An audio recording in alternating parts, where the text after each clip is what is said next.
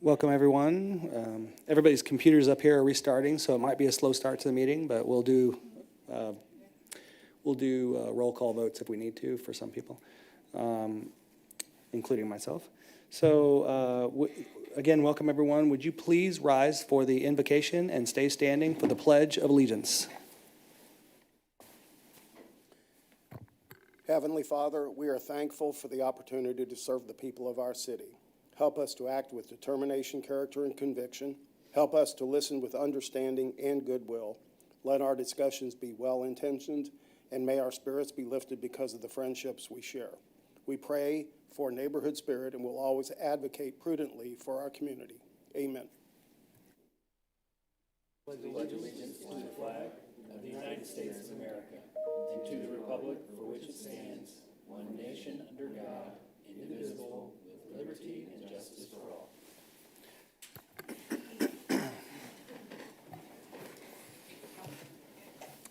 Okay, again, welcome, everyone. I'm calling to order the City of Lee Summit, regular session number 34. Can I get a roll call, please? Councilmember Felker. Here. Councilmember DeMauro. Here. Councilmember Pryor. Here. Councilmember Lovell. Here. Councilmember Shields. Here. Councilmember Edson. Here. Councilmember Hodges. Here. Mayor Pro Tem Lopez. Here. Mayor Baird. Here. All right, the first item on the agenda is the approval of the agenda. I have a motion to adopt by Councilmember DeMauro and a second by Councilmember Shields. Discussion? Seeing none, please cast your vote, and I am an aye. Are all votes in? All right, please record the vote. And it passes unanimously. Thank you. Next item on the agenda is the approval of the consent agenda. I have a motion to adopt the consent agenda by Councilmember Shields, seconded by Councilmember Hodges. Discussion? Seeing none, please cast your vote, and I am an aye.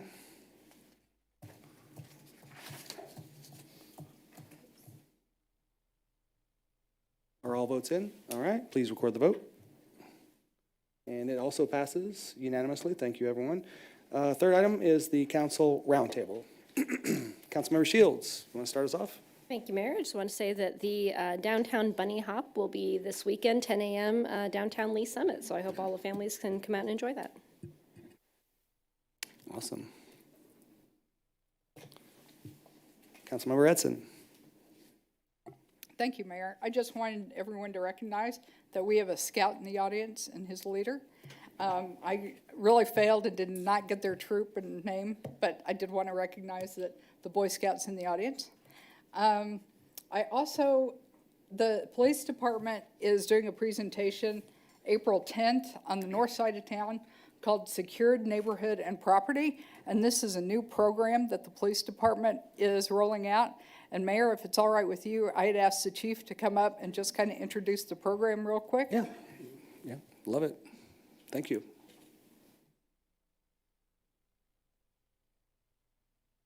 I did tell the chief that I was going to ask him to do this, just.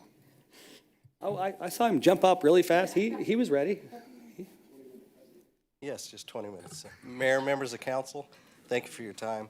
The SNAP program refers to secure neighborhoods and property. We have unfortunately noticed a significant uptick in theft in Lee Summit, not just from our retailers, but in our neighborhoods too.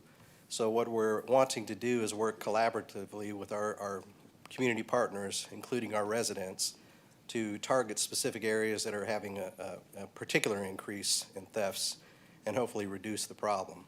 We'll do things like education of residents of how to reduce the opportunity for people to steal things. For many of the thefts are related to cars that are left unlocked or garage doors that are unsecured or things like that.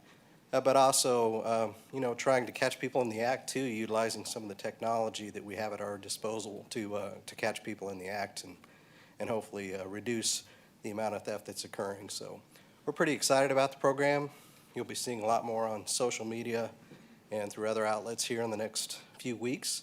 But we are looking at the north side of town for the first part of this program because unfortunately they've had a higher rate than other parts of Lee Summit lately. So we'll see if we can turn that around.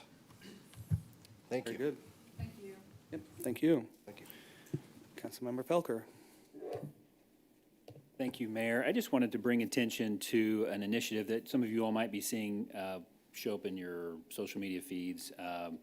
And we've talked about it here. It's called we haven't talked about the initiative itself, but Clean Streets Lee Summit, I think is what it's being called, and it's an initiative by the Lee Summit Ministerial Alliance. Yes.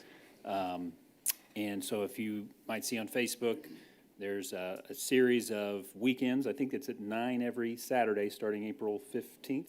April 15, yes, 22, 29, and May 6. Yep, so it's my understanding that there's, again, part of the Ministerial Alliance and some other very concerned and engaged citizens are trying to take some of the challenges we have with trash on the roads into our own hands and be proactive. And so just encourage us here to share that with others, be involved yourselves, and hopefully advocate that to the community. Yep. Thanks, Mayor. No, thank you. I appreciate you bringing it up. I just would like to add, because I was excited to talk about it too. Earth Day is April 22nd, so that's a great day to get out there and celebrate. I think that's the day I'm going to be able to make it out. And then Global Youth Service Day is on the 29th. So this is really organized, and it's just amazing the way the Ministerial Alliance is stepping up and doing this, along with, you're going to also see some other organizations. One's called justserve.org, and they're helping really lead the way on this to help us. And we've been talking about this for a year, right? And we've got people in our community stepping up and organizations, and so I couldn't be happier, so thank you for bringing that up. And I'm going to be sharing on social media if you all could help with that as well, sharing everything on social media. Okay? Anything else? Okay, that'll take us to our first item of business tonight, which is actually, I need someone to motion to continue this public hearing that we have in front of us. It's rezoning from PMIX to planned industrial, and also a preliminary development plan, and we've got the applicant's request to continue this. So could I get a motion? Councilmember Shields, would you make a motion? Yeah, Mayor, I move to continue the public hearing for application PL 2022-394 to a date certain of May 16th, 2023. Thank you. I have a motion to continue this till May 16th by Councilmember Shields, seconded by Councilmember Felker. Discussion? Seeing none, please cast your vote. All votes are in. Please record the vote. And it's continued. Thank you, everyone. Do we have any public comments? I have not received any public comments. All right. I'm scanning, too, to make sure there's no public commenters. All right. Presentations. Look at him. He's fired up, ready to go. Mr. David Bushek is before us. It looks like we have a presentation for a conceptual economic development incentive request, land clearance redevelopment authority for the Colburn Ridge Project. SIA Realtors Development Services is the applicant. But it looks like Mr. Bushek is going to start us off. Yes, David Bushek, Chief Counsel of Economic Development and Planning. This is a conceptual presentation, so you're providing non-binding feedback to the applicant tonight. This is not a formal public hearing or a formal consideration of the incentive request, and the developer will present first, and I'll provide my comments after that. Thank you.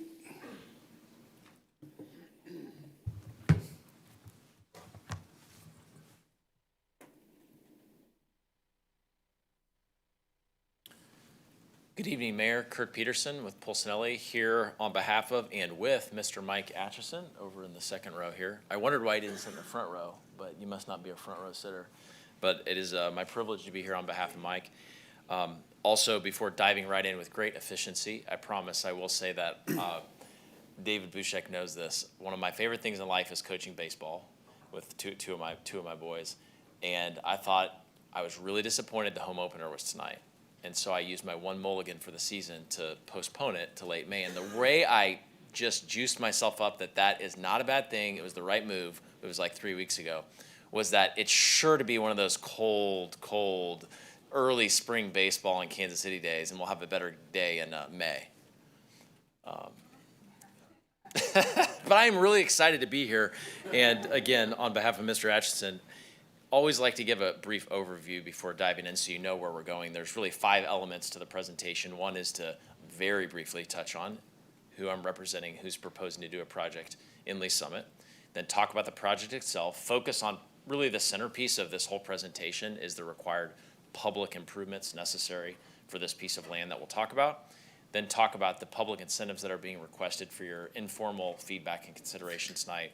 And then end with what I always try to end with something like this is why is this, do we think, compelling for the city and the citizens of Lee Summit? So with that, starting with Mike. So I know Mike really doesn't need really an introduction or a resume sort of puff here in front of this council. He's very well known here.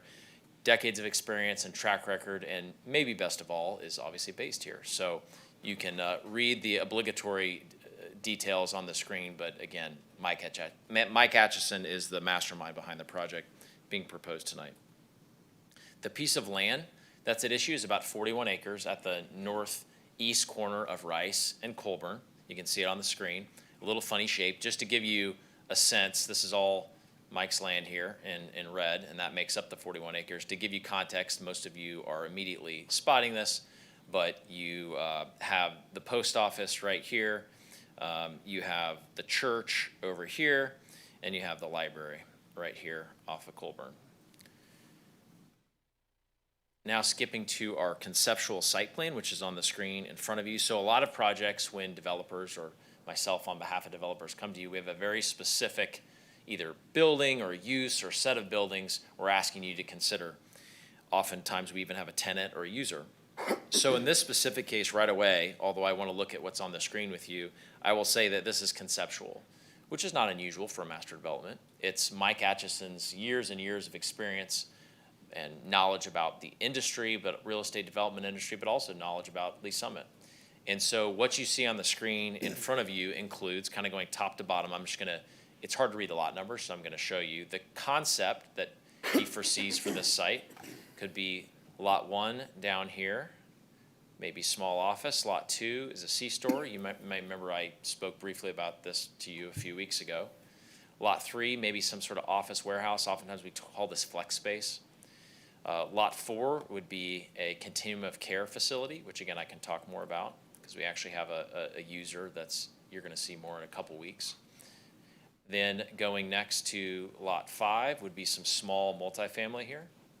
Lots 6, 7, and 8 are lined up on Colburn and would be anticipated to be maybe some medical office, small medical office, and then finishing, trying to fit in the usable space here, some additional residential units.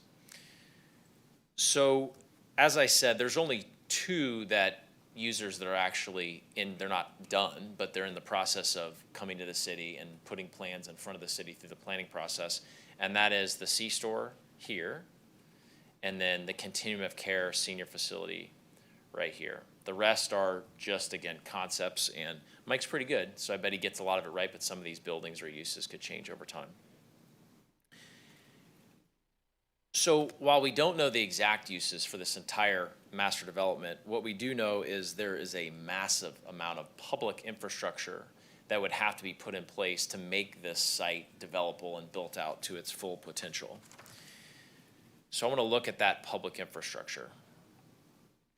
So first, starting with the public streets and signalization, you can see sort of the blue or teal, bluish green color on the screen. That's identifying new public streets.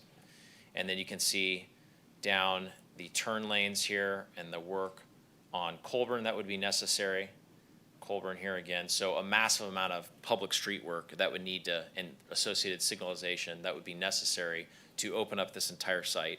Also related utilities such as public water, which you know we run along streets, would bring water up from Colburn north up to the PRI property and feed the entire master development. Sanitary sewer is necessary for this site. Got to bring sanitary sewer, and then also kind of hook in, and could do 10 minutes on sanitary sewer with staff as well. But it's complicated to do it right and do it in the right sequence to fit in with future development of PRI property to the north. And then you also have regional detention, and I say regional because sometimes we're used to you go out and you build a building, and we work with staff, and we realize under the code we need to detain the water, right? And it's for your development, and your parking lot puts the water in there and holds it and till it shoots it out down the stream corridor, right? And that's what you do. This is truly regional detention. And what I mean is this is taking a massive amount of watershed off property, let alone the public streets that would be put in, and putting that water here. And there's a huge price tag to be able to do that, again, benefiting way beyond just this site.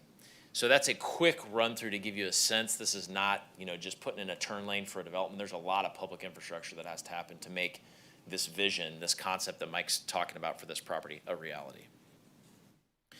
So when we have a barrier like that, and it is truly a barrier, we often come and say, let's look at the city's incentives policy. Is there a way that we can fit that barrier into the city's policy in a reasonable and cogent way? So the next thing we'll look at is what are the proposed concepts for incentives for you to think about tonight and provide hopefully some informal feedback. There's going to be two pieces, again, kind of structure so we stay together. There's going to be two overall pieces proposed. The first will be LCRA. The second will be a portion of the city sales tax that's generated on future development on the site would be shared. So those two pieces. We'll start with LCRA. With LCRA, there's two benefits. So if you're keeping track at home, there's a total of 3 benefits, right? 2 pieces, and then LCRA has 2 of the 3 benefits. So let's start with the first LCRA benefit. The first benefit is property tax abatement with an associated public improvement assessment. Here's at least how the proposal would work. As all the buildings are constructed over time in the master development, they would have a property tax abatement of 50% of whatever the assessor puts it on the books for. So I'm going to pause real fast. There are situations in other types of developments where I and others have been before you and talked about a fixed pilot, right? We talk about let's get a schedule, predictability, we know exactly what it is. That is not what's proposed here. What's proposed is that whatever the county does, they put it on the books and there's a 50% abatement. Second piece, because that's not the full story. That's literally half of you got to flip the coin over. The other half is immediately a public improvements assessment in the amount of what? 50% of what the taxes otherwise would be are put on the property. So when you take away 50% and you put 50% back in public assessments, you're back to 100%, which means what? Anybody that's ever out there, a user during this incentive structure, will pay 100% of the taxes that they otherwise would pay. To them, it looks no different than all this doesn't exist. So why do we do it? We do it because that 50% public improvement assessment, while it's paid by all the users, right, comes back to reimburse Mike Atchison for his $4+ million investment day one in public infrastructure, along with interest. And we've structured it, and I'm going to talk more about this later, but I want to say it now. We've structured it where it can last for up to 25 years until Mike is paid back or not. So to be clear before leaving this point, Mike, the developer, has to front all of this public infrastructure out of his pocket, cash, loan, what have you.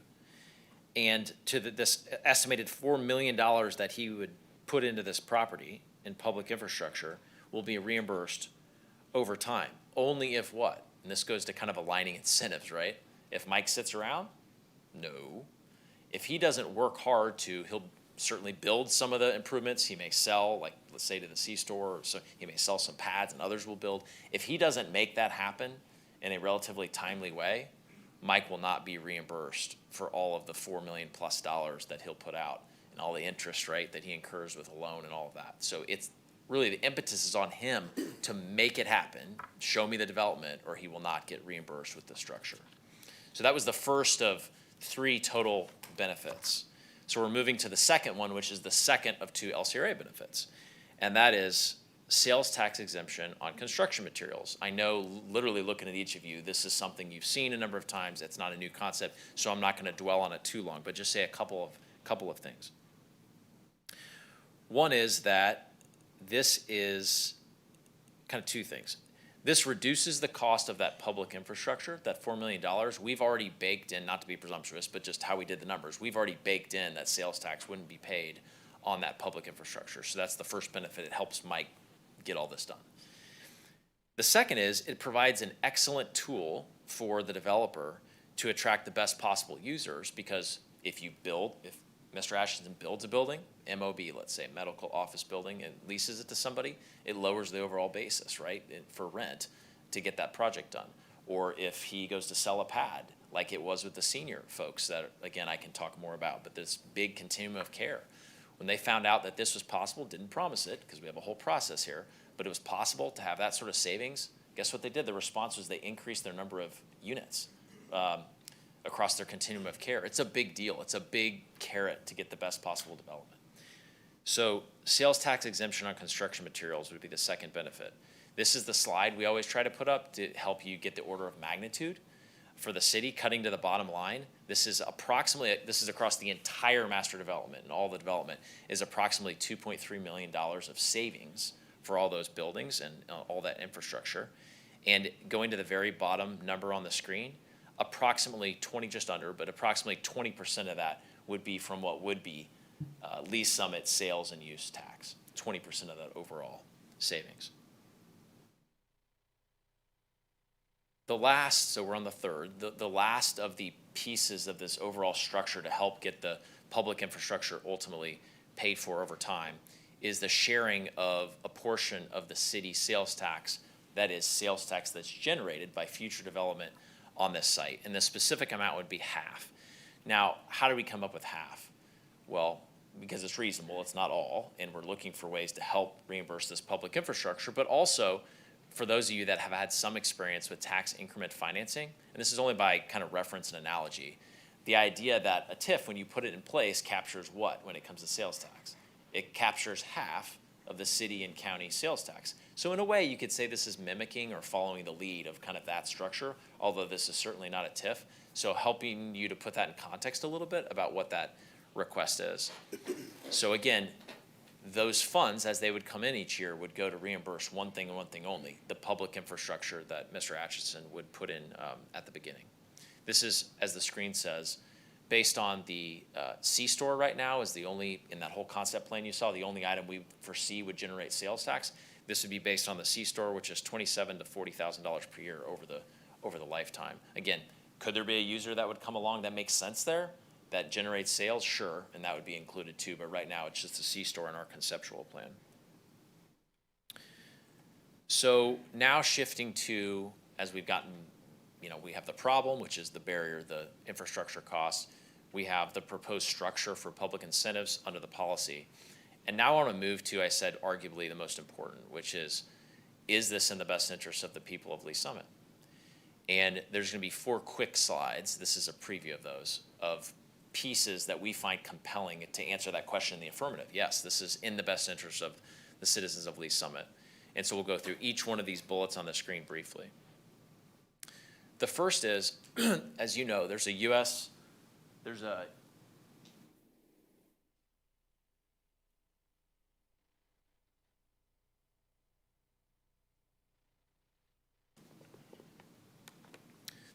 50 and Missouri 291 urban renewal area that's the backbone of the LCRA by the same name. Sometimes we call it the 50 and 291 LCRA.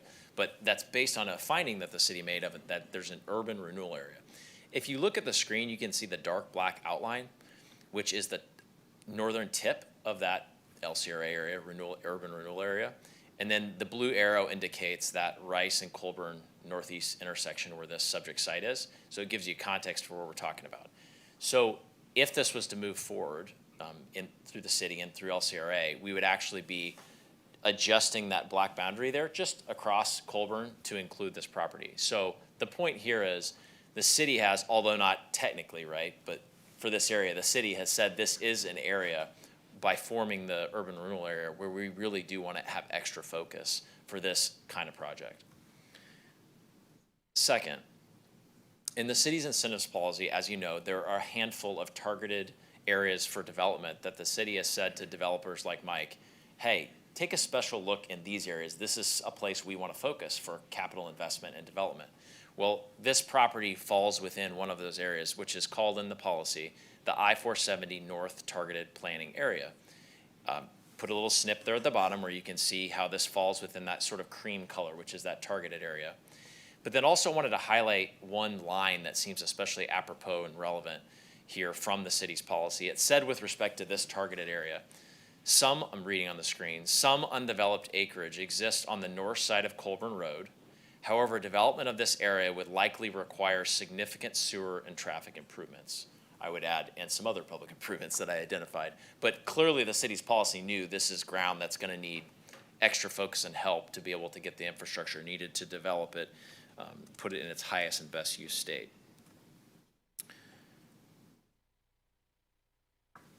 Next sort of compelling justification here is just the bottom line numbers, which is always important. Does this directly financially make sense for the city to provide these incentives to help this public infrastructure happen, to help this development happen?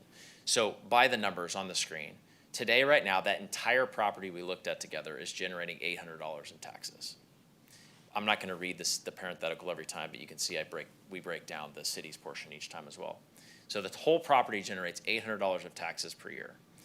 During the proposed, it says LCRA, but say incentive structure that's in front of you tonight, the annual real property taxes during that period would be range during the lifetime from $300,000 to over $500,000 in property taxes. The sales taxes during the incentives period would be between $140,000 and $200,000 over that time. And the city, as part of the project, as you know, would get significant excise taxes, which I'm not smart enough to ever figure out what that number should be, and we can ask staff, so I always leave it as a placeholder, but it is significant. After the LCRA is done, the numbers would jump even higher. Annual real property taxes, by estimate, would be over $1 million for the master development, and sales taxes would jump up to $167,000 to $250,000 approximately. So by the numbers, in short, when this development happens, whether it's during the incentives period or after, it is absolutely a net positive over what's happening there today, which is $800 a year to all the taxing jurisdictions. The final sort of compelling justification, and there's more, but just hitting the highlights, would be the way that this public infrastructure being constructed would help to activate the property to the north that we know is owned by PRI and have all been anticipating for some time that there'd be development there, because there's just wonderful opportunities. And when it comes to the ways that this public infrastructure could help, again, not dwelling on and getting too deep into it, but just the public streets, right? Taking those public street system and pulling that up to the PRI property, or water. That is where the water mains would then be extended from our north property line onto the PRI property. And then also sanitary, as I said, can get pretty nerdy if we really get into it, but just know sanitary, that's an important part of activating that PRI site, particularly before we do the really expensive gravity system, right? Getting some sort of pump station in place that could help with initial development at PRI. I said I was done with compelling, but we always put this on the screen. So looking at the estimated cost of developing the entire site, not just the public infrastructure, but everything that was shown on that conceptual plan, you can see that the $83 million estimated price tag, and when you put the $4 million of public infrastructure reimbursements over time, and you add in that sales tax exemption that we looked at, that several $1 million benefit, you're looking at approximately an 8% total incentives to total cost of the master development, just as a metric, because I know we look at those between projects. So the last slide I have for you is not one that I would expect you right now to look at every cell. You can, and we can go through it, but it's kind of there to make a general point, which is we looked at, and I would expect you to look at this question, which is you said early on, and I said I would come back to this, that the proposed incentive structure would be in place, we're asking, for up to 25 years. And you say, gosh, is it gonna take that long for Mike to get reimbursed for this $4 million up front, approximately $4 million? And the answer is, we hope not. We hope it doesn't take that long. But we don't control how quickly users, as you know, the market does, users come to the site, whether we're building the building for people or they're coming and buying land. What we can control is setting the table, as I like to say, putting in the really expensive public infrastructure so people can see this is ready for development, and that's what Mike would do.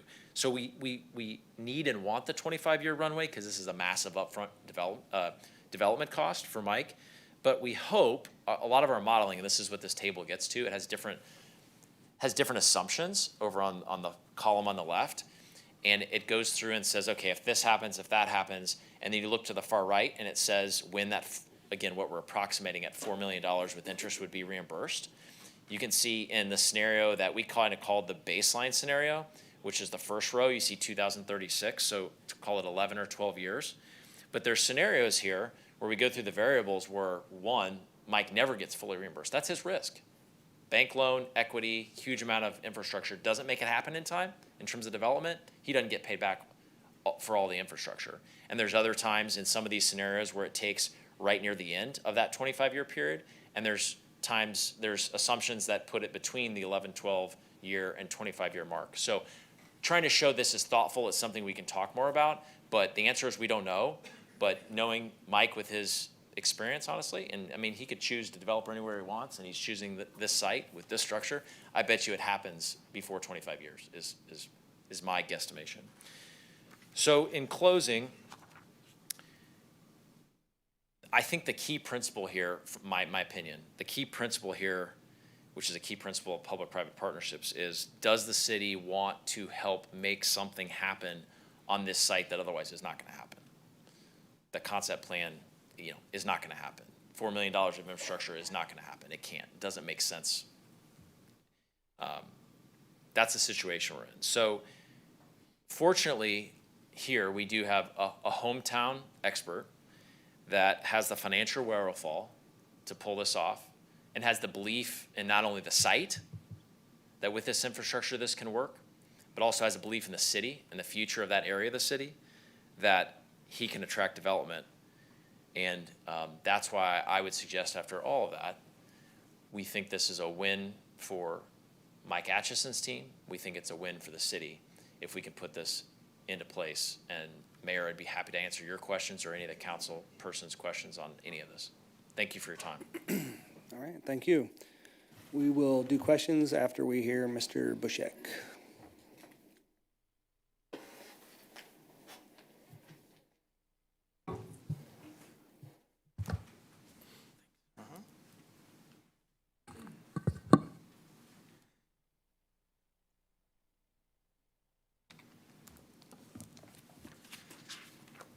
All right, I will start out by describing some unique factors associated with this incentive request, then we'll get into some of the numbers and the analysis.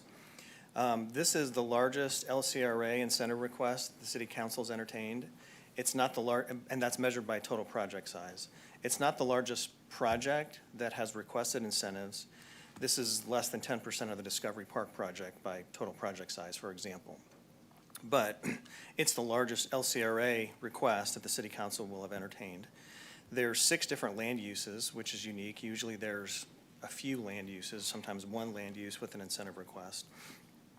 It's a unique incentive structure. Kurt has already talked to you about that, and I'll go into a little more detail about that. It's exclusively a public improvements focus, so the developer is attempting to solve for exclusively public improvement costs. So it's not a situation where we're analyzing the developer's rate of return, which could be a point of analysis later on, and I'll also get to that. But their focus for the incentive request is to fund the public improvements that he talked with you about.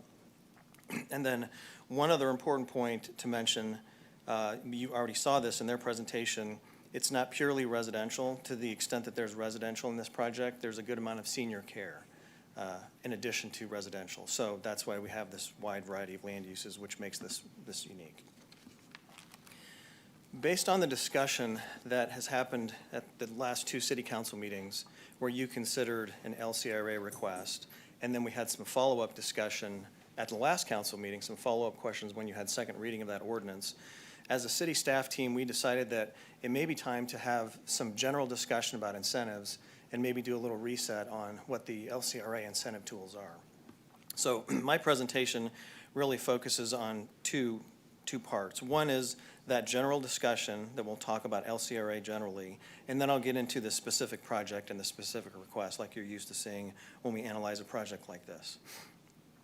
So to begin with, one of the questions that you're always asking yourself when you receive an incentive request is, there's a variety of questions that you focus on, but it can be reduced down to a basic question. Is this incentive necessary? Or another version of that is, what is this incentive request by the city? All of the incentive requests that you consider and that you approve are really just changing taxes. You're adjusting taxes. You're adjusting the city's taxes, property taxes, sales taxes. And the Missouri legislature has granted to you the authority to adjust taxes of other taxing jurisdictions. So in the end, all an incentive request is adjusting how those taxes flow in relation to a piece of property. So one of the primary questions is what is the city buying with the incentive? What are you getting out of the incentive? And that's the first 2 points here, which we discussed a bit at the last council meeting. In my mind, it comes down to two things. Are you inducing a project to happen that otherwise wouldn't happen, or are there project enhancements? And so what the developers proposed to you for this project tonight is they would not undertake this project, and in particular, they would not undertake these public improvement costs without this incentive being granted by the city council. So that's a basic question that you're always faced with. Recently, we've seen a shift to land clearance for redevelopment authority as an incentive tool, and I'll show you a chart later that goes through those plans that you've previously approved. And for this project in particular, in our discussions with the developer, we've seen a shift from their initial discussion of possibly using tax increment financing to using LCRA. Why is that? Why are we seeing more LCRA requests? I think it's more efficient in terms of time for the developer and the city. It's more efficient in terms of expenses. It's more efficient in terms of the process. It doesn't require a bond transaction like Chapter 100 might, which could be an alternative to this request. And as we discussed in the past, for those of you that were on the city council back in 2020, we amended the city's economic development incentive policy, and we included a number of provisions, some of which the developer just talked with you about. And we talked about then that the LCRA Act is kind of like the Swiss Army knife of incentive tools. There's a variety of tools that we can use, and I think that's a big reason why we're seeing an increased use of LCRA. And it's not laden with procedures. It's a post-World War II, fairly simple set of statutes that's relatively easy to use, and I think that's why we're seeing a shift back to this in Lee Summit. And I can tell you that I don't really know why, but it's not a tool that's used throughout Missouri very prevalently. Kansas City and St. Louis have active LCRAs, and Lee Summit does also now. And there's not a lot of other cities that use LCRA, so I think we're really taking advantage of all of those benefits that I just described.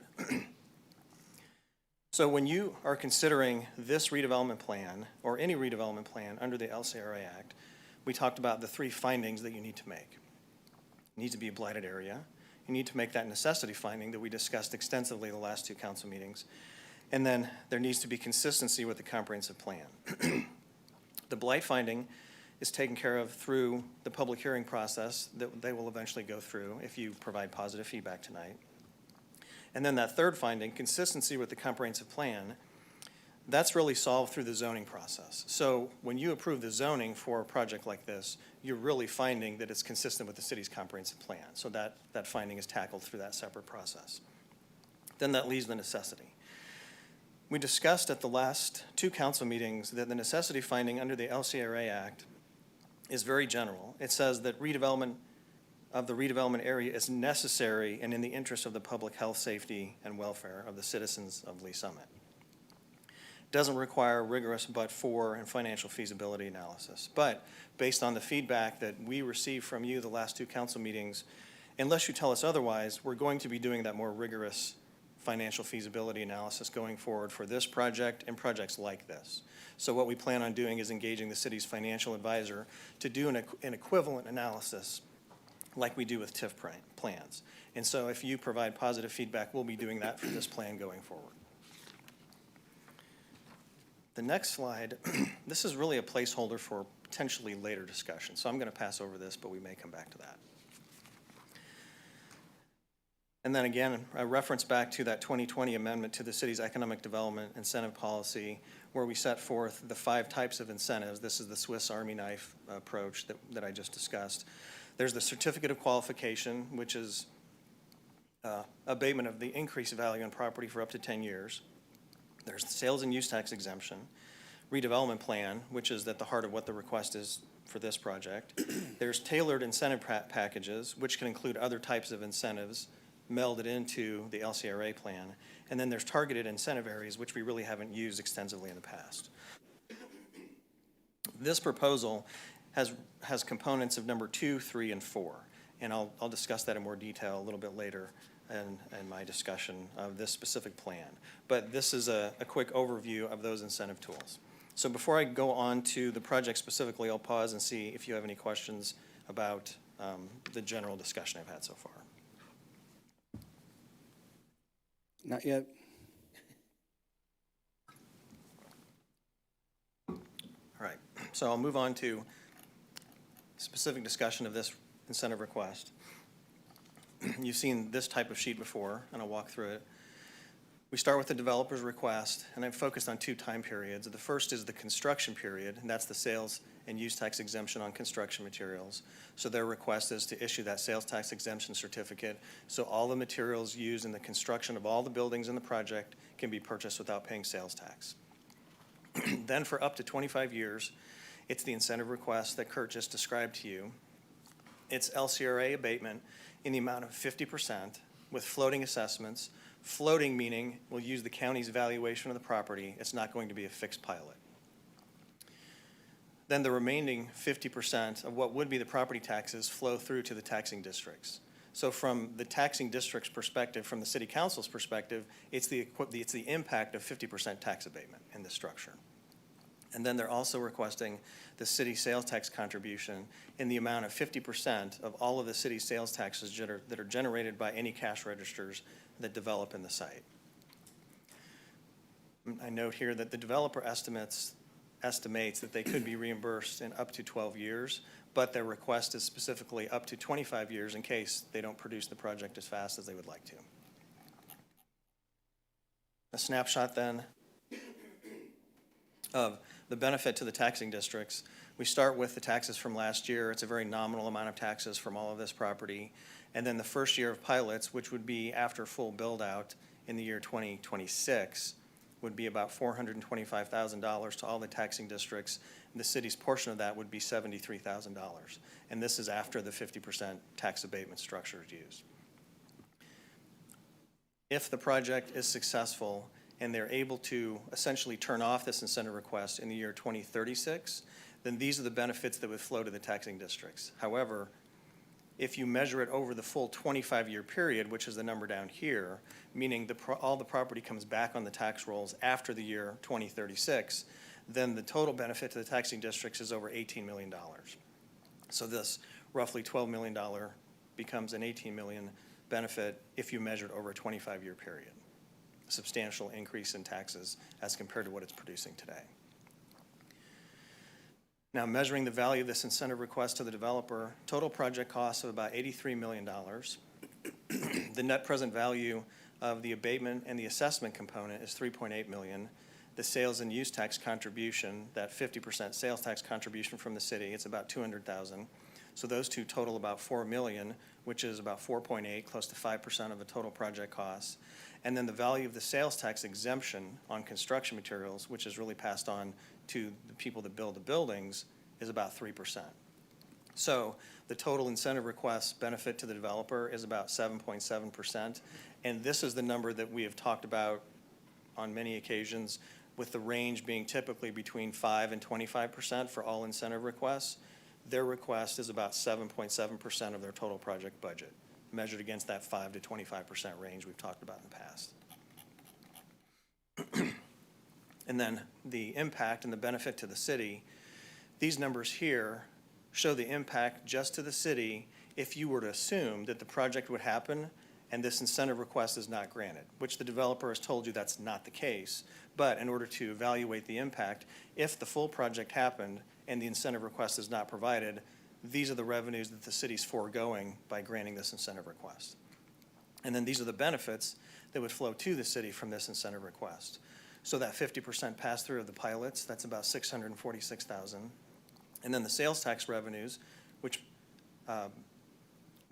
flows through to the city, is about $326,000 over the expected life through the year 2023. So that's a run-through of the analysis of this incentive request. This chart I prepared because I appreciate you might be swimming in numbers at this point. This is sort of a summary of the summary.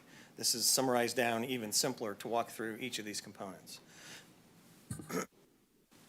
So the first two strictly speaking, are within the jurisdiction of the LCRA. And then this third one is really purely up to you. It's not something that the LCRA board will be passing judgment on. The first is the sales tax exemption on construction materials, which we've talked about. That is actually passed on to the companies that build the buildings within the project. So the developer realizes a benefit in terms of land sales, but each company that purchases a lot and builds the structures on those lots, they receive the real benefit from the sales tax exemption. The second component, this is that real property tax abatement and then reimposition of the assessment in the amount of 50%. So the way that works is and so this is where we can analyze how this piece of the incentive request works from the perspective of three different parties.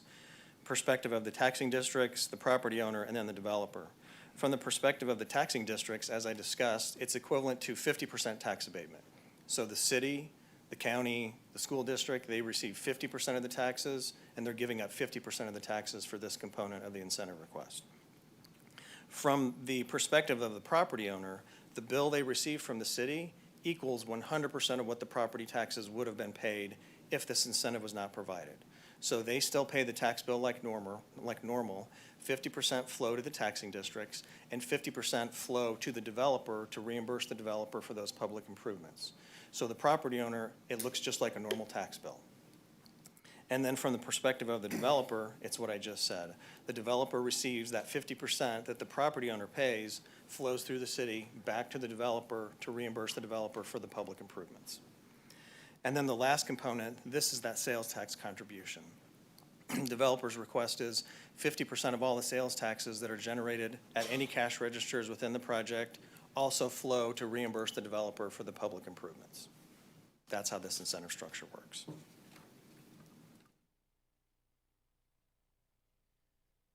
This is a map that the developer just showed you. This is an ordinance that was approved by the City Council in 2014 and declared these portions of the Highway 50 corridor and the 291 corridor as blighted areas. I know you've seen this before, and I'll zoom in as the developer's really also already done here. The northern boundary of the blighted area stops at Colburn Road, and the project is just to the north of that. The developer's already explained that to you, but I wanted to verify that for you. And then this is the last chart that I have for you. This is a new chart you have not seen before. This is the chart that shows you the layout of the LCRA redevelopment plans that the City Council has approved, along with the Colburn Ridge project that we're considering here tonight. And I'll point out a few things. I won't go through all of the data on this page, but I'll briefly summarize what is essentially a 5-year history. So this goes back to the beginning of my presentation, more extensive use of the LCRA tool, in particular the redevelopment plans over the last 5 years. You'll note down here that Colburn Ridge, as far as this table is concerned, this is the largest project that you will be considering using this tool. You'll notice the large array of land uses. I grouped them in these general categories. Residential, which includes senior residential, as I mentioned, commercial, office, and some industrial warehouse.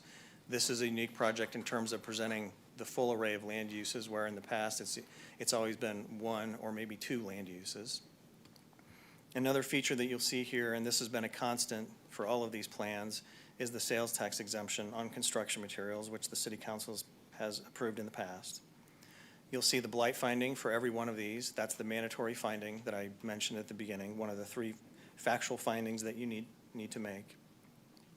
And then you'll notice down here, other incentives. This is the first unique type of incentive that you've considered in connection with an LCRA plan, which is this sales tax sharing component that I just described to you also. That concludes my summary. I'd be happy to answer any questions about this chart or any of the other points that I've covered. And I do have some other information to cover depending on where your questions go tonight. All right, thank you. Let's start off with Councilmember Shields. Thank you, Mayor. So I have a question about the sales tax contribution. What's the thought process between doing that versus something like a TDD? So with the TDD, it would layer an additional tax and we would still get the normal tax revenue while they got the revenue for their project. Why do it this way? That would be a good question for the developer. I think that's a good question. That could be an alternative to the sales tax contribution by the city. Okay. Mayor, do you want to save questions for the developer until the end? No, no, or- no, we can have them come up. Yep. Councilwoman Shields, the question is good because you're right, you're playing with sales tax. And we considered that, I think even in an early iteration, that might have been on paper, but as we move the pieces around, because we're trying to solve for a number, public infrastructure number, the city sales tax, half of the city sales tax is what, about a third more than the maximum that you can do in terms of an add-on sales tax. So some of it was just numbers. And also, we did think there was something compelling about treating it somewhat like the city's contribution through a TIF, and that's what I described earlier. So there's no magic behind it. Like I said, it's a little bit more gunpowder for what we're trying to do, which is reimburse the public infrastructure. Okay, I appreciate that feedback. I had some questions about the public improvements, but I don't know if we want to wait until No, go ahead. later. Okay. Yes, please. We talked about new streets, utilities, water detention. I was just wondering if those plans have been reviewed with city staff, public works, that they agree that that's what's needed, or is this kind of still initial conceptual and you'll work more with staff going forward, or where are you at with that? So I'll answer that, and then always, that's the great thing about Lee's Summit, they're all in the room. People can come over my shoulder as necessary. But we had the engineer of record for the developer is Engineering Solutions, Matt Schlick. And I remember one very substantive call, it was one of the very first interfaces we had with this project, where we went through the public improvements and such. I have to remember everybody that was on the phone, I'll get help here. But yes, this is not a surprise to city staff, the kind of improvements we're talking about. In fact, if you really want to get into it, I keep alluding to it, we're jockeying around on the sanitary sewer and all that. So no, this is not a surprise, but again, if staff wants to add something, Ms. Shields, to that, that's great. Yes, please, Mr. Park. Thank you. Good evening, Michael Park, Director of Public Works. So in general, staff has seen the scope of the improvements. In particular, some of these have been planned for quite some time. We know it's been a challenge with regard to traffic in particular, then water and sewer, to make this property what we consider more developable or development ready. I can think back over a decade ago where some of these improvements have been identified and just waiting for the right developer to come forward. And when we saw the application for the C-store that has been mentioned over and over, those projects were generally scoped. Now, we haven't seen final engineering plans for those, nor cost estimates for those engineered plans. But in review of what was presented tonight, that is pretty well in line with what we anticipated those improvements would consist of. And then has there been discussion, or is there a plan to upsize the lines to help make the development to the north possible? So will they do oversized water and sewer lines, or has that been part of the discussion? Well, I'd let water utilities speak to some of the water and sewer, but I think the design of the sewer improvements are under pressure. They're pumped, so it has to be sized to the development at this time. It's not something you can really overbuild too significantly. I know that part of what the presentation earlier was is that this will help unlock development to the north, so I was just wondering if that had been part of the discussion of the plan. Mr. Schaffler talk about the water and sewer components, but certainly on the transportation side, the roadway infrastructure, it does begin to extend access to the north of this proposed development that otherwise is unavailable. Sure, thank you. Good evening, Mark Schaffler, Director of Water Utilities. As Michael mentioned, the staff has reviewed the scope of this project to the detail that's available. We've done some sanitary sewer analysis. The existing lift station that's there is the oldest lift station in the city in our system. It sits on the northwest corner of this property. It's eventually going to need some work. And that handles generally the area east of the pond, if you will, or west of the pond, I should say. The area to the east of the pond will have to gravity drain towards the PRI property. Currently, there's no sewer on the PRI property. There's no sewer, infrastructure there. So ideally, as this moves forward, we would try to find a way to marry, if you will, align this project, sewer infrastructure needs for this project on the eastern side of that pond with improvements that may need to occur on PRI as well. that level of detail hasn't been worked out yet, but it's been known, it's been identified that there's going to need to be infrastructure improvements made associated with that. The water is easier to solve for.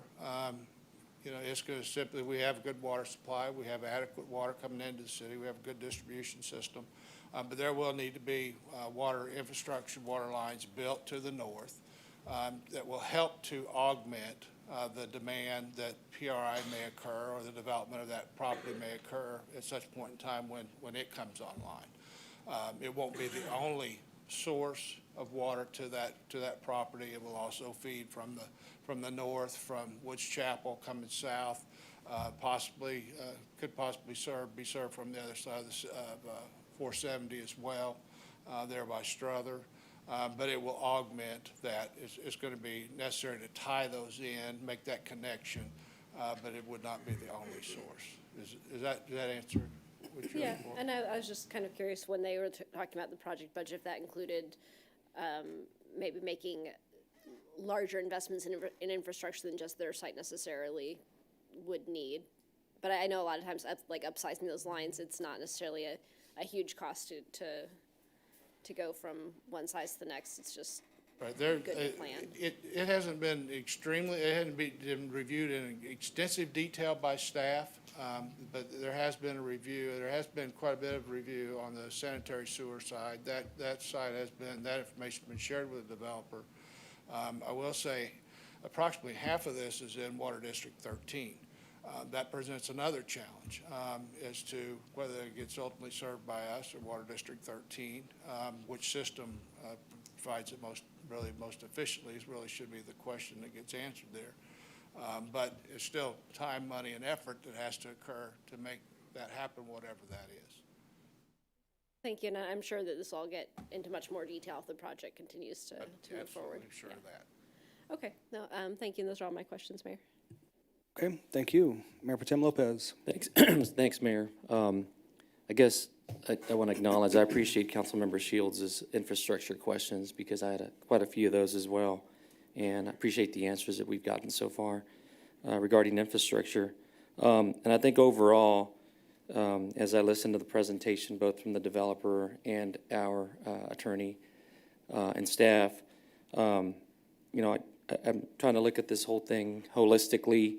And, you know, I'm thinking of the strategic plan.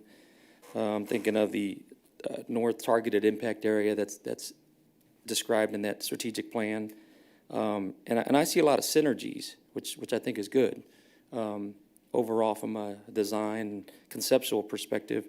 I guess I just have I would hope that if we can move forward and you all continue to, both the developer and staff, continues to evaluate some of these items, I would hope there is some coordination and just, kind of think bigger picture as we know property north of there will be developed. And I would hope that that's kind of in the thought process for that plan as you continue the discussions.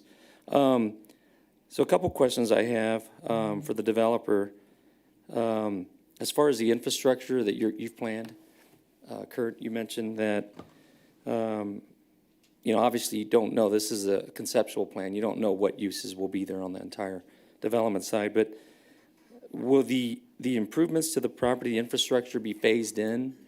Will it all be done at one time? What's kind of the intent? Yeah, everything in talking to developer and to the engineer of record is that this is all, now again, is it all in 1 month? No, but it's all upfront sort of infrastructure, yeah. Okay, and then I didn't see the overall aerial, I apologize. How far east does this go? Does it go all the way over to Todd George? I'll show you where it Does it? stops Okay. visually. Is it already open? I just Mike's shaking his head. like this. No, I'll follow your lead. Okay. The answer is no, but a picture tells 1,000 words.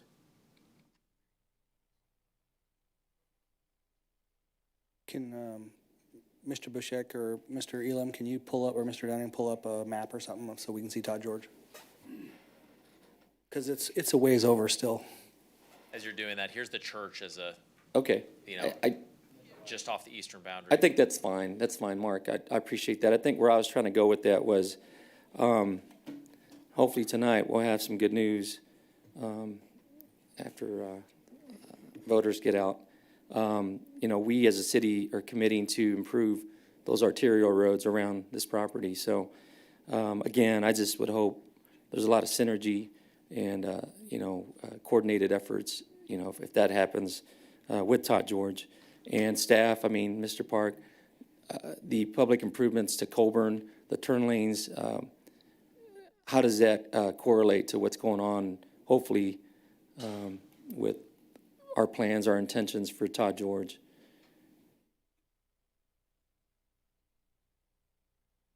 So Mr. Dunning has it up there, and you can see the pond over there. Point to that pond, Mr. Dunning.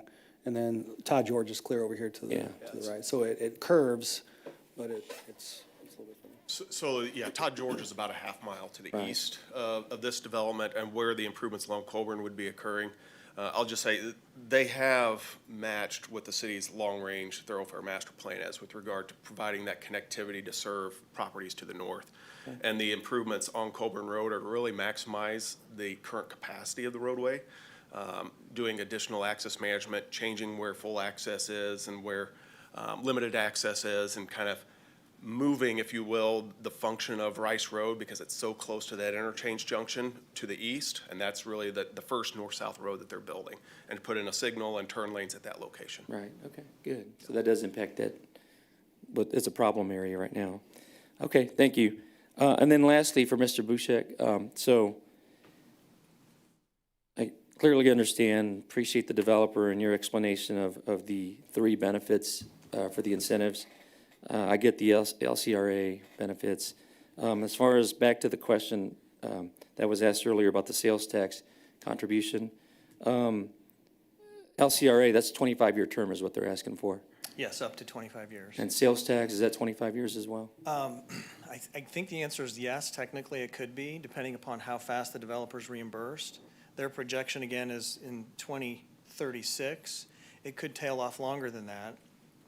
But their request, as it's being presented tonight, is that would also last for up to 25 years to try to achieve full reimbursement. That's their request. Okay. Okay, that's all I have for now, Mayor. Thank you. Thank you. Councilmember Pryor. Thank you, Mayor. Could you touch on the senior living? Is it more of like a nursing home, or is it? It's a continuum of care, so it goes all the way up to memory care being the most intensive, down to assisted living, and I'm blanking if it has IL as well, just right now, but I don't think it does. I think it's assisted living and memory care, so it's the more intensive as compared to sometimes there's age restricted, there's all these terms in senior. There's age restricted, which is really apartments only for older people that are tailored to their lifestyle and what have you. This is not that. This is true care sort of facility, continuum of care. Do you have a company that's already committed to going right there? Yep, I didn't want to get too far. I've kind of intimated a few times, which is why it's good you're asking me for a little bit more. So along with the C-store, this is the one other user where we've had sort of kind of on the line telling them what we're doing, and they will be, it's next, where are we in the month? Next week is Plan Commission, I believe, for their rezoning and preliminary development plan. So they knew we're moving through this process, and they know the risk of, we could be unsuccessful in all this and then it doesn't work, but they're coming right behind us. So that's why I made a quick reference during my presentation that you will see them in a few weeks after Plan Commission will come up to you, whatever that will end up being near the end of the month or early May. Okay, the reason I was asking is I know, so this will be Station 2, and I know Station 2 already gets a ton of calls, and this will significantly add to their call volume, especially when Station 4 moves to Lakewood, moves further north. But yeah, is it a company that's already here, or like that's just doing a second one, or is it a new company? They're not in the city, and you'll see. And this presentation is not meant to. I'm not going to launch into a big presentation on their part of this, but it's a substantial investment. This is high end. This is very, very, very nice, which you'll see in a few weeks for yourself. Okay, that's good to know, because I get weary around. I mean, nursing home. A lot of them go downhill pretty quick. This is top notch, big investment. Okay. Good to know.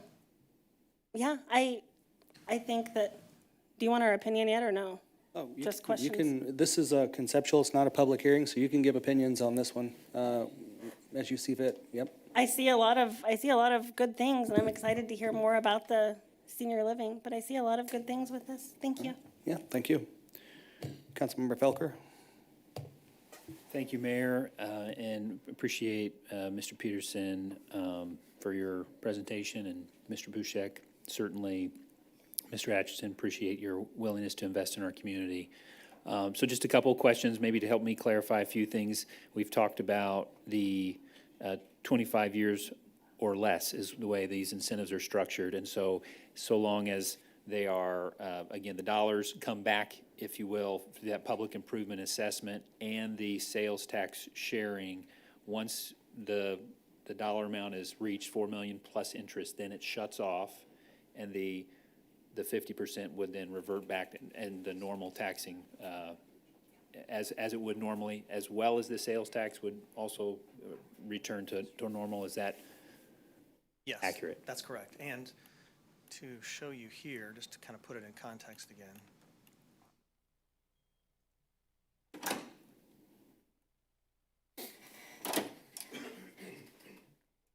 So these numbers here, the abatement plus assessments reimbursement piece, and then the city sales and use tax contribution piece, these are essentially the developer's projection of what happens in the year 2023, which assumes that everything builds out just as they've projected. If it doesn't build out as projected and it takes longer, then they'll reach this 4 million amount in a later year. But the intention is that when this point is achieved, this piece of the incentive turns off. And to be real clear, it's not just 4 million, you mentioned 4 million plus interest, so There's a net present value calculation included in factored into the spreadsheets essentially. okay, all right. At Good. 6%. Got it. Okay. And does that percentage stay throughout, or is there any kind of floating, or we just? It depends upon the contract, but typically the interest on reimbursable project cost stays constant throughout. And actually, so there's two variations of that, now that I'm thinking about it, because things are, the landscape is changing now. It's at times been prime plus 1%. That's what we've used in some of our contracts. Sure. And so the initial answer I just stated was true for years and years and years, but now things are shifting quite a bit. So I guess the best answer standing here today is that's a point of negotiation for the contract. Okay, that's fair. So let me ask, if I could, about this concept of the expanding the urban renewal area. So when we look at that, the area that's been designated 291 to 50, I think of that as all kind of commercial areas, if you will. So we're kind of going up and out into an area that is, the portion that we're talking about is more like Greenfield. It's surrounded by, I guess, a little bit of development, the post office to the Yeah, north. so And back in 2014, when this was approved, we'd have to kind of dig into the land use records, I suppose. I think there were pockets of undeveloped areas along here and some developed. And what you're saying is true with respect to this area. Sure. Developed generally down here, little development up here, but this property up here, undeveloped, yes. And so when we call urban renewal, that's what I'm just, I may be kind of slicing this a little thin, but just thinking, okay, so we're actually moving into something that's a bit more, the citizen who drives by says, oh, there's open land in Lee Summit. I love that part. That's not urban. That's the good old, let's keep it as it is part of Lee Summit. That's, again, something you might hear from a citizen. So I don't have a problem per se, but I'm just exploring that and saying that's what we're doing. We're taking it up into something of a greenfield area. So, interesting point, and you'll notice here with some of these projects, sorry, allergy season. You'll notice characteristics I've included, greenfield versus redevelopment, and you'll notice a number of dots in the greenfield category for redevelopment plans that the city council has previously approved. So the Princeton area, greenfield. The streets of West Pryor Villas, Greenfield, however, undermined, unique circumstance. Paragon Park, Paragon Star, that parking garage and the apartments out there, Greenfield, and then the LS Industrial area, also Greenfield. So there is some precedent where the city council has approved these plans in technically Greenfield areas, but you've made the blight finding each time. Got it. Thank you. And I don't think you mentioned any, I think you would if there were, but I just asked the question, if we proceeded with this, made the blight finding and so forth, do you see any challenges? Because I haven't seen any in the past with any of these, but are there ever any legal challenges to the LCRA approval and that you would anticipate or be at all concerned about, since you're kind of representing us from Sure. a legal perspective? Yeah, I would say no. If there's ever, so, and this goes for kind of across the board when it comes to my area of practice, all of your zoning approvals, all of your incentive approvals, if there's ever any red flags regarding the defensibility of any of those, I will raise those issues. I will raise them with our team, and then we would raise them with you.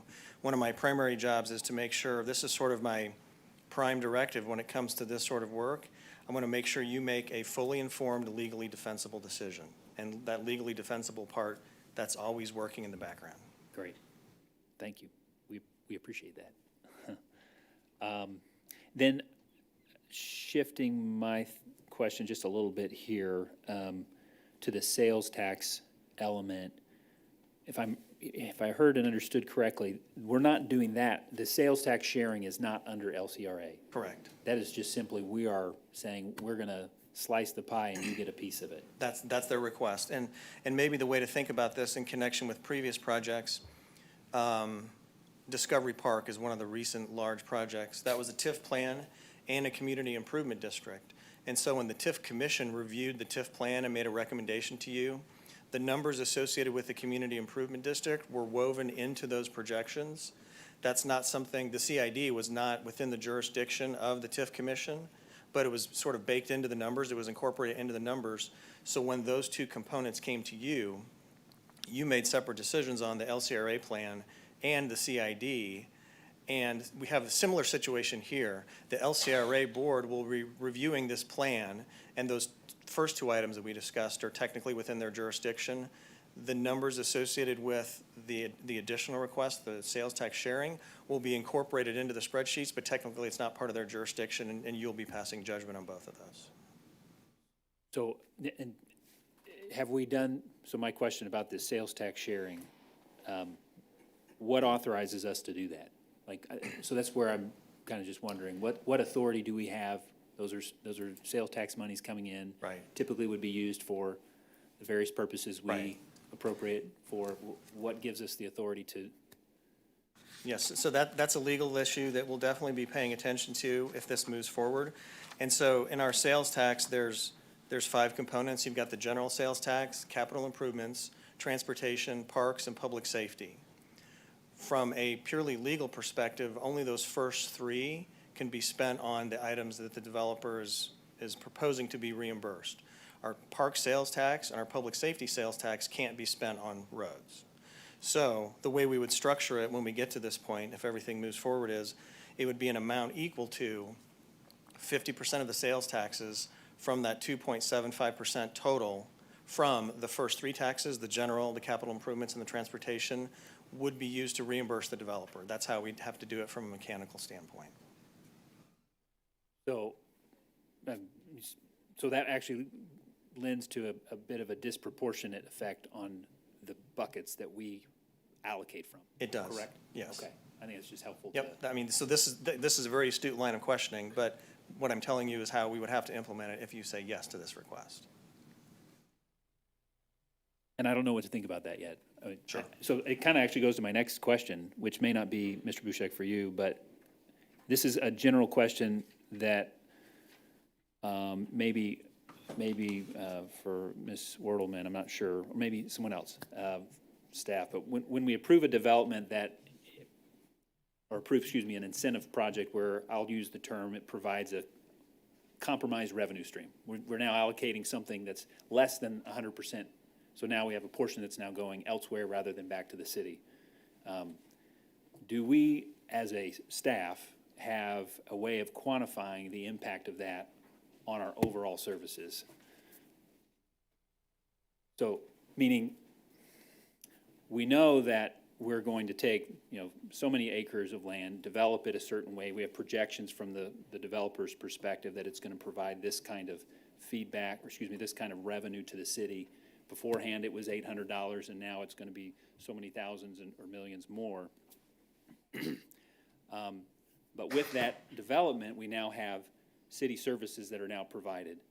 And had the incentive not been in place, all of those monies would go to provide for city services. But now city services are still being provided to that acreage, that tract of land, if you will, but less than what it would have been had we been full. So do you follow where I'm going? Sure. I just don't know if we've ever, kind of fleshed through that or had a way of analyzing that, and wondered if that's a discussion that's being had. So I think the simple answer to that question is, yes, I believe we have the data to do something like that. No, we traditionally haven't done that.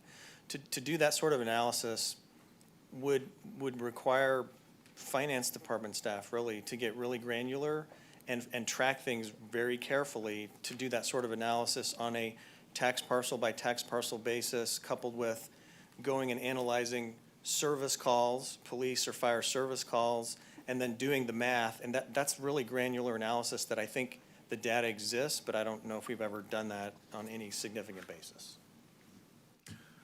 Ryan Elam, Assistant City Manager. If you recall, when we were putting the comprehensive plan together, part of that effort was developing a fiscal impact model that we update on a yearly basis based off of the land use and our current cost associated with that. I'll say it's definitely more of a macro level type of analysis than a site-specific micro level analysis associated with an individual project. So we do look at that. We look at it holistically across the entire set of land uses. And I think that's great, and I appreciate that you're bringing us back to that term. And I remember when we talked about this is kind of where I was going. And I just I know we talk, at least amongst ourselves here, about, yes, we want to provide opportunities for these great projects to come to our community, and yet as they accumulate, they have this, I would imagine, a cumulative effect over time of we have, I'm going to use that term again, revenue streams that come in, but they're compromised compared relative to the project that's in place. So I'm not sure where to go with my questions, except that I appreciate knowing that we have that, and I'm not sure if there's a way to get more granular. It's a lot of work, I'm sure. I know that's what I'm asking or more or less insinuating, but. Yeah, so just one thing on that, on the macro level analysis, we do take into account our active incentive projects associated with that as kind of a reduction in the revenue, and as well as projections and things going out to look at that kind of overall how we're doing it. Getting a little more granular, we could look at what that would look like, what that could look like. And I know in the past, before my time, we had a pretty detailed model that Mr. Dunning may be able to speak a little bit on the implementation of that. Yeah, it was more on the macro level as well, larger scale, like probably a Summit Woods size or greater. But to get it at the micro, more project specific, we didn't get to that level as well.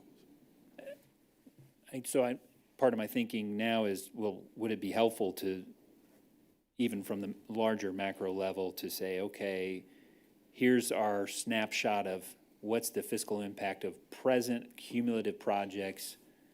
Now we're adding this. It may be small, but here's the outcome of what would then be the future impact with the additional projects as the years go on. I'm not sure if I'm making sense. Here's what the impact would be now. And let's say we add 1, 2, or 3 projects that are incentivized in some way or form or fashion. We should be able to see from point A to point B what the fiscal impact is going to be, if you're following me. That way we can, as a body, assess, okay, are we getting out over our skis on what we're incentivizing? Again, maybe we're not, but I don't know how to assess that as we kind of line up and stack up these different incentivized projects. Yeah, that's something we'll have to look at. a lot of marginal cost associated with that type of analysis through there, but it's something we'll have to look at in relation to our existing fiscal impact model. Thank you. Maybe just comment, Mayor. I mean, I know we've had conversations before on the dais here that, you know, we do provide incentives to commercial projects, sometimes that do have a residential component. And we also have our residential homeowners in Lee Summit who don't have an incentive tied to their ownership in Lee Summit. And so I guess I'm just kind of thinking through that, and I know I might be kind of going in a lot of different directions here with my thoughts, but it seems like it would be helpful to see some way of assessing kind of the long-term effects of incentive projects and what they entail. So just my comments. Okay, thank you, sir. Councilmember Lovell? Thanks, Mayor. And just piggybacking off of what Councilmember Felker was saying there is, by accumulation of all these incentives, and now I think maybe related to what we're seeing come with the property tax increases, like, is that something we can expect in the future? Because we're not just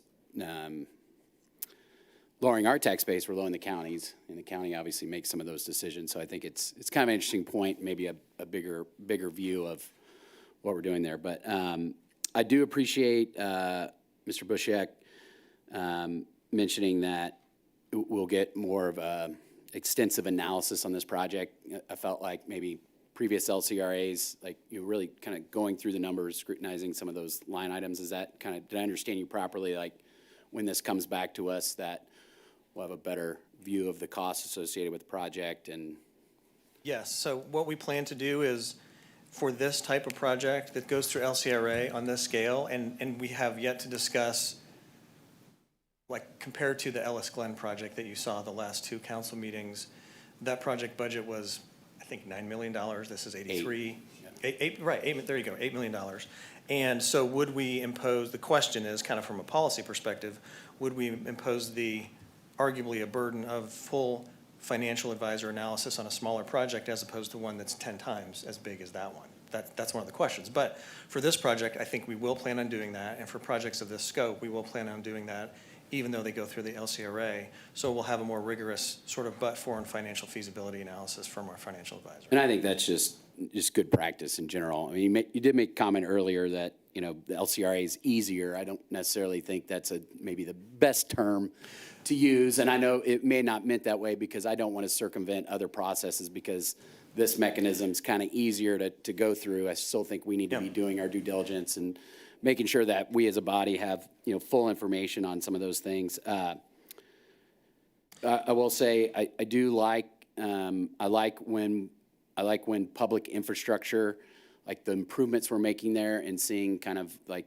I like that idea of like, here's the cost to redo these. Maybe we even have something in our CIP that this is going to offset some of those costs that we would be doing otherwise with the PRI land. So I think to me, if, as my incentive antenna goes up is thinking about allocating those dollars. So I think that's a good thing in general, in my opinion. I did have a question, other things that will come on site. So I don't know if the developer plans to build out the multifamily or like, is it possible any of these other users would come in and want something on top of these? Or is it in general, I mean, I don't think there would be any room for that, really. Okay. I mean, I can't think of any other incentive that we would be able to extend. well, the only thing I use was or thinking beyond. of is like in a master development like this, if the apartments were going to be developed by an apartment developer and there's a land sale there based on what's being built, that the apartment developer might come in and say, hey, we want to pilot on top of this to make our thing work. Or I think given the scope of what we're considering here, I suppose they could make that request, but I'll go ahead and say this here with the developer in the room. Let's not plan on that happening. Okay. And then I guess with it being fluid, I guess, where the opportunity to change, like kind of have an idea of what's going to go here, but that might change. Would that require Like, will this get locked in a certain way? And then if anything materially changes, like, hey, we were gonna do medical office, but, you know, we might pivot off of that and do something different. So I think the answer to that question really turns on how specific you want to be in your zoning approval.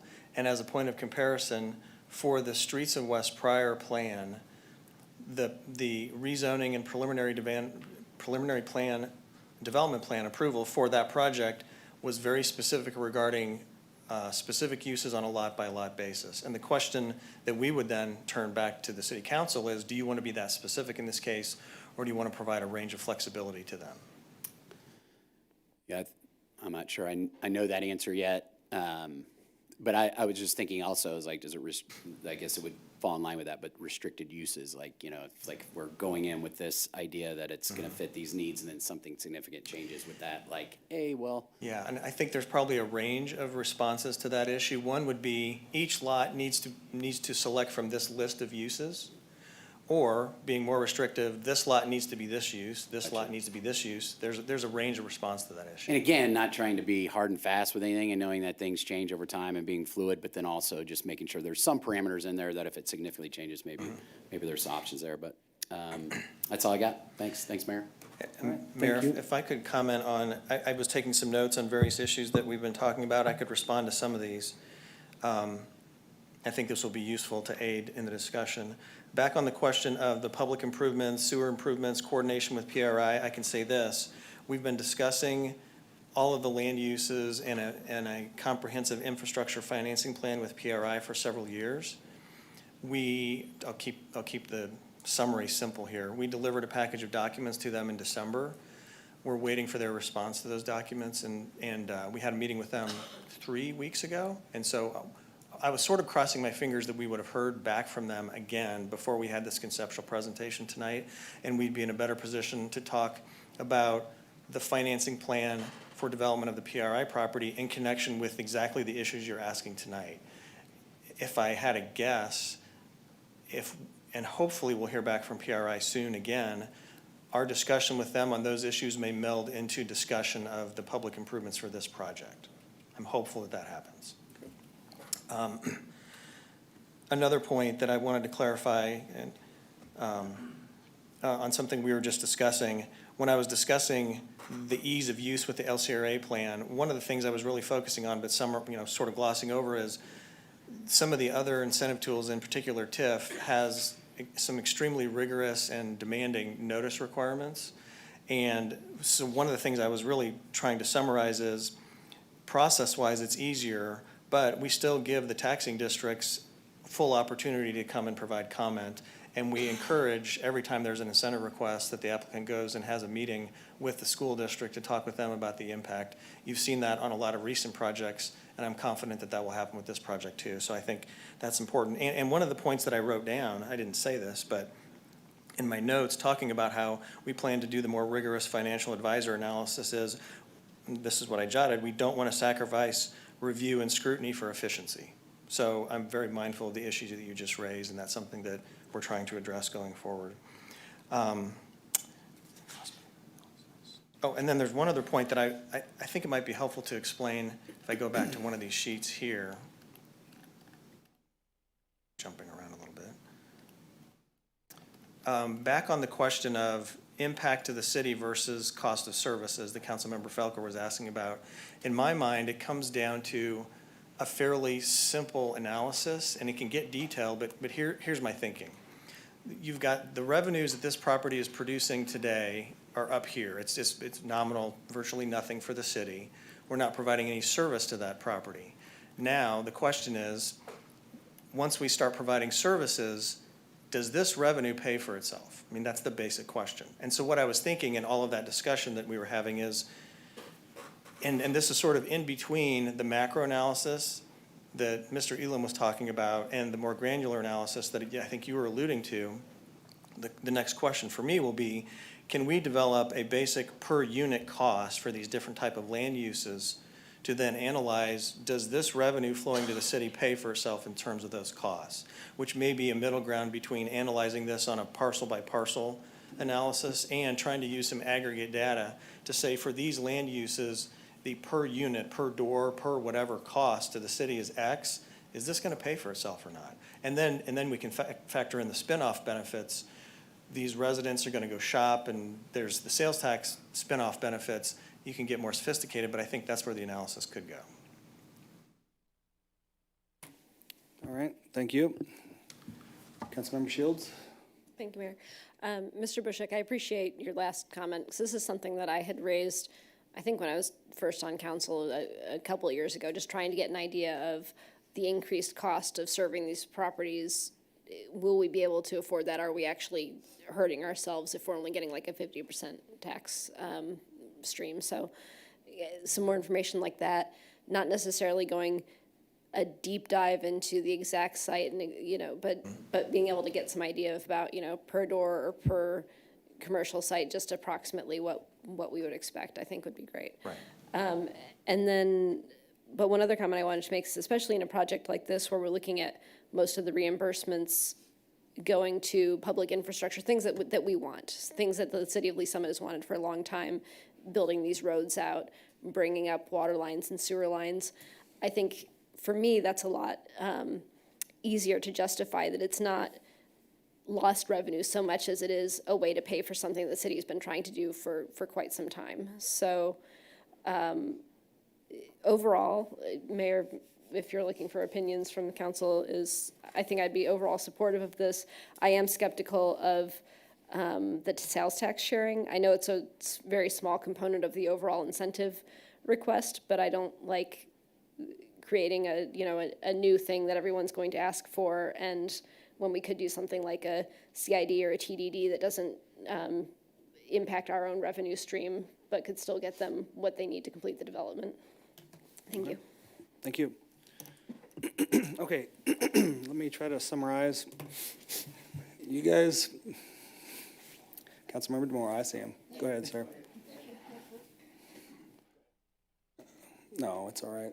I just want to ask some questions too, because I feel like we've drifted off into some directions that this is a conceptual. And so when I think about conceptual, I'm like, what are you doing for us? So can you it's kind of where you ended off there, like public infrastructure improvements. Can we go to that slide in Mr. Peterson's presentation packet, slide 6? Like, you want to know what we're getting for our return on our dollar here. What is getting done for us? And you got a pump station upgrade. Why is there an asterisk there? I know these pump stations need upgrades, so what's that asterisk? Professional staff's gonna laugh at me, but you'll fact check him. In fact, really fast, I had a fact check from Mr. Elam, Ms. Pryor. I'm deal merging. We're a month off, so I don't want you to go, wait a second. He said later this month. Senior filed in March, so continuum of care, which puts it at Planning Commission in May. Where's Ryan? Which puts it at council in June. So I was a month off. Fact check. Thank you. Back to your question. Why is there an asterisk? Hey, what happened here? You're just as bad as my counsel tonight. You're going off in different directions. I'm trying to get us focused right now. I just squeezed it in there so I keep Okay, credibility all on right. fact I mean, checks. Mr. Bushek wanted to reiterate questions from an hour ago, and he's clarifying, and now you're doing the same thing. Okay, here we go. So the asterisk, actually, there is something that ties to that on the spreadsheet in your packet if you wanted to look at it. But the short of it is this, and this is where I'm not stealing the thunder of the professionals at the city. But follow me on this. As was noted earlier, there's an existing pump station in the northwest corner of the property, somewhere right, I think that's it right there. It is very old, I understand, from the 1950s, and only has so much capacity left. Eventually, there's a very expensive gravity flow solution that the engineers can explain that has to do with PRI, and it's farther up off screen, right? So the asterisk is saying that there's $250,000 that the developer is willing to put towards either, this isn't the place where we're gonna figure this out today, but whether it be some Band-Aid with the pump station that exists there, or frankly, I think I can speak for Mr. Atchison, our engineer, and I think the city's engineers are saying possibly call it a temporary pump station that we would put money towards that would help until the gravity came. So the asterisk is simply calling out, hey, we could put some money on the existing, could be a temporary, that's the asterisk. All right, and then, which is good. It's obviously that's pump station on the south side, or, I'm sorry, a new system on the south side of this PRI piece would be amazing. Turn lane improvement, so you got all kinds of traffic down here. Right now, it's not the easiest thing going to the post office. Let's just put it that way. I mean, you gotta be ready to come off the road, 291, get on Colburn, and immediately get in the left lane without crossing over in front of somebody and hitting them. So, but what turn lanes are you talking about here? Can you specify? Or can I get staff? Yeah, no problem. I will say this as the real presentation comes. This exhibit was meant to start to identify those with the colors here down on Colburn, so you can take it from there. And people always tell me not to get caught up in the details, but this is what we're getting for a $4 million box. So I just, you know. Right, so really what I would consider kind of your off-site improvements, if you will, if you're used to seeing those to mitigate current problems that are out there that a development would exacerbate. That's really kind of moving what this function is of existing Rice Road away from that interchange, which is literally right there where the cursor is, moving it over here. So you're saying we're going to take that problem that I'm talking about away? Yes, we're gonna address that issue. Right, because I go there all the time. Okay. Yeah, so there will be, you'll use this new road to then access these developments. Right. And with that, when the convenience store and gas service station comes in, this will be a traffic signal controlled So intersection. that's the next one. That's the next one. Signal improvements. We're going to put a Right. traffic light And in so- for $500,000. Okay. Right, and so right now, there's a median right through here, so it will open that up, provide the left turn lanes at that new full access traffic signal controlled intersection that gives access to the north through this new public roadway. There'll then be some median construction to start restrict access in these other locations, create that separation so that we get more capacity. We're redirecting traffic. Right, Okay. redirecting traffic. We got a water main. What's the next one? The road construction. And so Roadway then- construction going west. Road construction west is, I believe, they're indicating by this road being the westerly roadway through the site. And roadway construction east is the roadway north-south on the easterly side of the site. And then you got two right turn lanes. And then those are right turn lanes going into the two new public roadways off Okay, from yeah, Colbert Road. so you're onto those expanding the roads. road, so you have more room to make your turns. That's correct, sir. And then regional detention wetland credits. That would be So- up in this okay. area here. And is the developer going to make that pretty when you're all done? Okay. Just want to make sure, because that's a nice sized pond there. Okay. Okay, so we've got $4 million worth of improvements here. It's 7%, 7.7% according to Mr. Bushek's slides as far as the percentage of incentive, which we usually are in that 5 to 25 range. And I do have to give you a little bit of a hard time, Mr. Peterson, because you just, we've been talking about holistically and, I mean, how do you quantify the effect on the city? And you haven't mentioned once, like ideally, we're talking about medical office, like jobs. We're talking about a senior care center, or memory care, that's jobs. You're talking about flex space, which is jobs.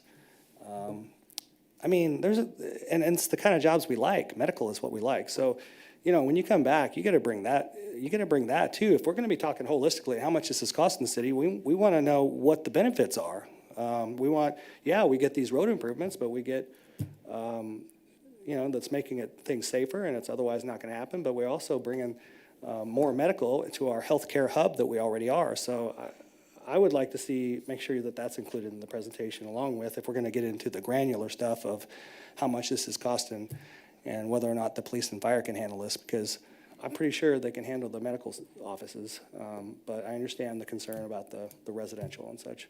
And then what is the floating? Have we done the floating, Mr. Bushek? Floating abatement? Which I like, because as the cap that goes up, but is that just something that they offered to, to be more accurate with regard to what the actual property tax is, rather than doing a fixed? I think the answer to that question is yes. Okay. And an example of where we've done that would be streets of West Pryor, Vanguard Villas. That's a straight 50% property tax abatement for 25 years, and that adjusts based on the county's adjustment. And we actually have another, a more complicated component. But, so as the county valuation changes over from year to year, the benefit to the developer changes. On other abatements were 50%, and that didn't have the word floating in here, did it not go up with the, with the assessment? It amount may we were be that by adding the word floating, Yeah. I did that intentionally because a lot of the incentive projects that you've approved recently have been fixed pilots. Like if you think about the Griffin Riley project, we had 5 council meetings where we discussed fixed pilots and we were arguing over where to fix the pilots. And I wanted to point out, this is not that. That's why I used the Well, word it's a little confusing because apples to apples wise, it's always floating on this type of thing. Yes, based on the incentive Not request. compared to the pilots for, you know, like you're talking about, Griffin apartment. Riley or apartments Yes. or whatever, okay. That's correct. Okay. New terminology is throwing me off here. Okay, so it just comes down to, are we willing to see a lot more detail the next time around with regard to this development when it comes to rate of return, zero in, is it 7.7% for the amount of the incentive or not? And do you like what you're seeing as far as this development? So I like the offices, the medical office, I like the warehouse. I'm with everybody else. I'm not sure on the 2.5% on the sales tax, what is it, 50% of this, 2.5%? Because to me, I just need to be more, I'm getting tired at this point, but 2.5% less, 0.5% for public safety, less 0.25% for sales tax is 2.25%. Or, I'm sorry, it's 2%. Because we're at 2.75? Yes. So you take all that out and you're down to 2%. And is it 50% of 2% or is it 50% of 2.5%? Do you see what I'm saying? I need to see the numbers more clearly next time. I think my takeaway, and I will be talking with the developer, maybe we can work with them on that component of their incentive request. Okay, just to make it more clear for all of us, because somebody said something about, you know, could retail go in here? I mean, those are prime retail kind of medical. I mean, I hope they're medical because I like it, but I could easily see somebody coming in there and asking you to switch that over to retail. So if that happens, are we collecting, you said every cash register earlier. That's their So every cash register, there's another cash register that we'd be collecting sales tax, but it still only goes up to 4 million. Correct. All that does is speed up the amount of money, the amount that it gets paid back, is that correct? Right, it accelerates the repayment schedule. Okay, I mean, that's low risk type of stuff, if we're already medical and these are the numbers, and then if we, I would like to see medical there, I think it's great as far as that, and then you've stuffed hate to say it, you stuffed the apartment buildings behind, but, so, I'd like to see it come back with a lot more numbers, if you all do. I've heard a few people say so. Mr. Councilmember Moore, I took your thunder, I think, so you want to chime in now? Yes, sir. Actually, you know, a lot of good questions. A lot of my questions were answered, but I did want to say that, you know, on the outset, it's a good development. I like it. I like the added features of not only just the multifamily housing, but some commercial, some office space. You know, I'm encouraged by the escalated payout, and I realize, you know, that's a possibility, but you know, you hope, but you don't, you know, you're not sad if it doesn't happen. I am very fond of the total value of the incentive request. I like that number. I'm looking forward to more review, to more, you know, extensive review, and as the mayor said, seeing more details. The improvements, I'm also very, very happy about those. That is a choke point, as was previously mentioned, and a good start on infrastructure. The infrastructure that is farther north is a good start, and I know everything will mesh up eventually, but I'm in favor, looking forward to more details, and we'll see how it goes. Thank you. Yeah, thank you. Okay, anybody else want to say anything extra? I do like you're taking pressure off that arterial road. That's pretty genius there. At first I looked at it and why are you doing a road on the other side of a building when you already got a road? But then I'm like, oh my gosh, you got that nightmare interchange right there where it's really dangerous. So I think you've got a general consensus that we'd like to see this come forward with more details.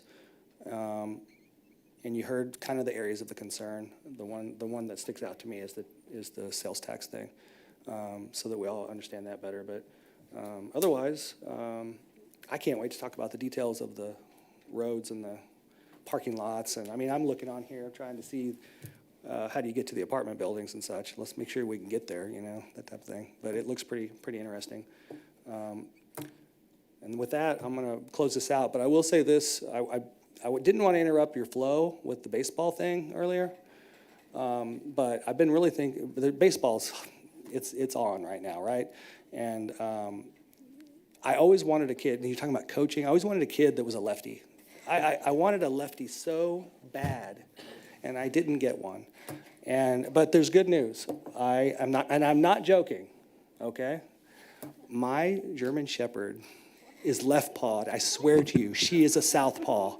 I love it. I show my wife every day. I'm like, watch this. She's a lefty. I got a lefty. So is that cool? I finally got a lefty, even though my kids are grown.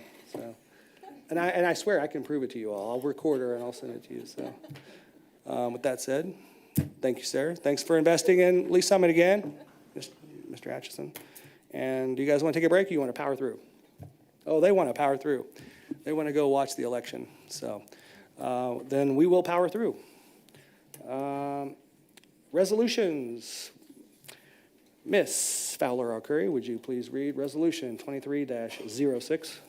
Resolution number 23-06, the resolution authorizing the mayor to appoint successor directors to the Summit Orchards Community Improvement District. All right, thank you. We have a motion to adopt Resolution 23-06 by Councilmember Shields, seconded by Councilmember DeMorrow. Discussion? Seeing none, please cast your vote. All right, all votes are in. Please record the vote. It's passed 9-0. Very good, thank you. Takes us to agenda item 8. Boy, we got a long agenda tonight, don't we? Proposed ordinances first reading. Councilmember Shields, would you please read bill number 23-071? Thank you, Mayor. I move for second reading of Bill number 23-071, an ordinance modifying the City Council's acknowledgement of the use of automated license plate reader technology by the City of Lee Summit Police Department. All right, thank you. We have a motion to move to second reading bill number 23-071 by Councilmember Shields, seconded by Councilmember Felker. Discussion? Yes, Councilmember Felker. Thank you, Mayor. I just wondered if Chief Forbes, you might speak to this just briefly, tell us a little bit about it. And as I read through the packet, it looks like it was discussed in committee, but then was actually modified on its way here, if I remember correctly. Yes, sir. Mayor, members of council, this came up, we present yearly a report per this ordinance to the Public Safety Advisory Board. And yearly they comment that they support the use of automated license plate readers and would like to see it expanded, in fact, because of the investigative tool that it offers for the police department. So it came up about could we modify this ordinance to allow fixed use of automated license plate reader technology. So the Public Safety Advisory Board actually authored a letter to recommend rescinding this ordinance. And I presented to the Committee for Economic Development this ordinance and discussed it at length. And what we came up with, or what was recommended, was to strike the provision about fixed LPR to allow that to be used by the City of Lee Summit or the police department, and leave the other provisions intact. And so the recommendation also was to bring it direct to council and not back to CEDC, and so that's what we've done, and that's where it sits today. So when I don't know what fixed LPR means. Oh, I apologize. So license plate reader, yeah, is that what that would be? The ordinance, as it used to read, restricted the police department from using license plate reader technology that was not attached to a mobile vehicle.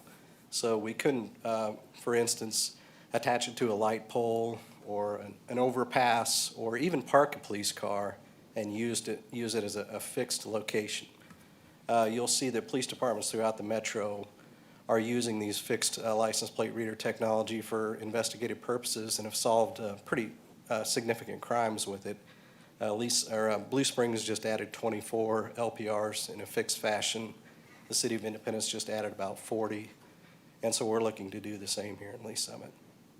So if I'm hearing correctly, right now, the way the ordinance reads is we, as a council, acknowledge that our police department uses the license plate reader when you're in motion, Correct. okay? When you're stopped, meaning a car, a vehicle, or by way of, again, a pole or some other,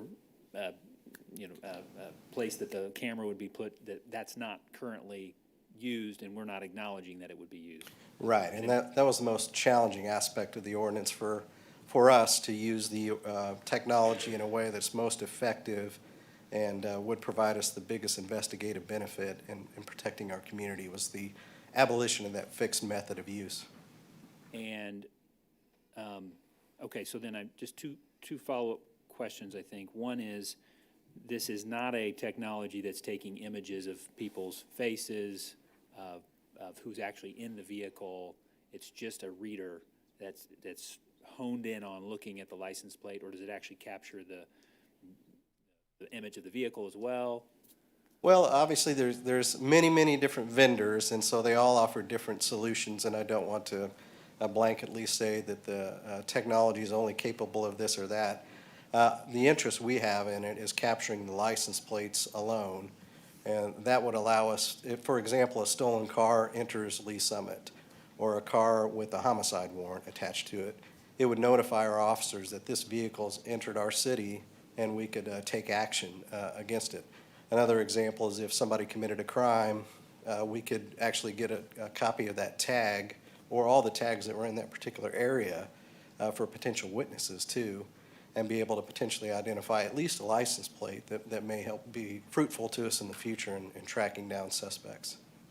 Does that make sense? Yeah, and that kind of conceptually, that technology is used in other instances, like you can ping your phone if you're in the vicinity when some incident has occurred. There's ways of drawing out what phones may have been within some distance of the event. In terms of that Yes. kind of technology. That's a separate technology that we don't. Not this. Yeah, not I'm just saying associated with this. Conceptually, but that's what it reminds me of. that is possible. And the private sector is using license plate reader technology for a lot of purposes these days too. So, and the reason I'm asking about images, face, and so forth, I'd kind of want you to explore a little bit about what the vendors, what they can get or what they're asking for. But if I remember correctly, Missouri actually says stoplight cameras or intersection cameras are unconstitutional. Yeah, I believe really the traffic enforcement cameras are what the state of Missouri is focused on now. Just general cameras, those are completely acceptable and used all over the state. But those specific to speed cameras and red light cameras and that sort of thing, yeah, that's correct. Okay.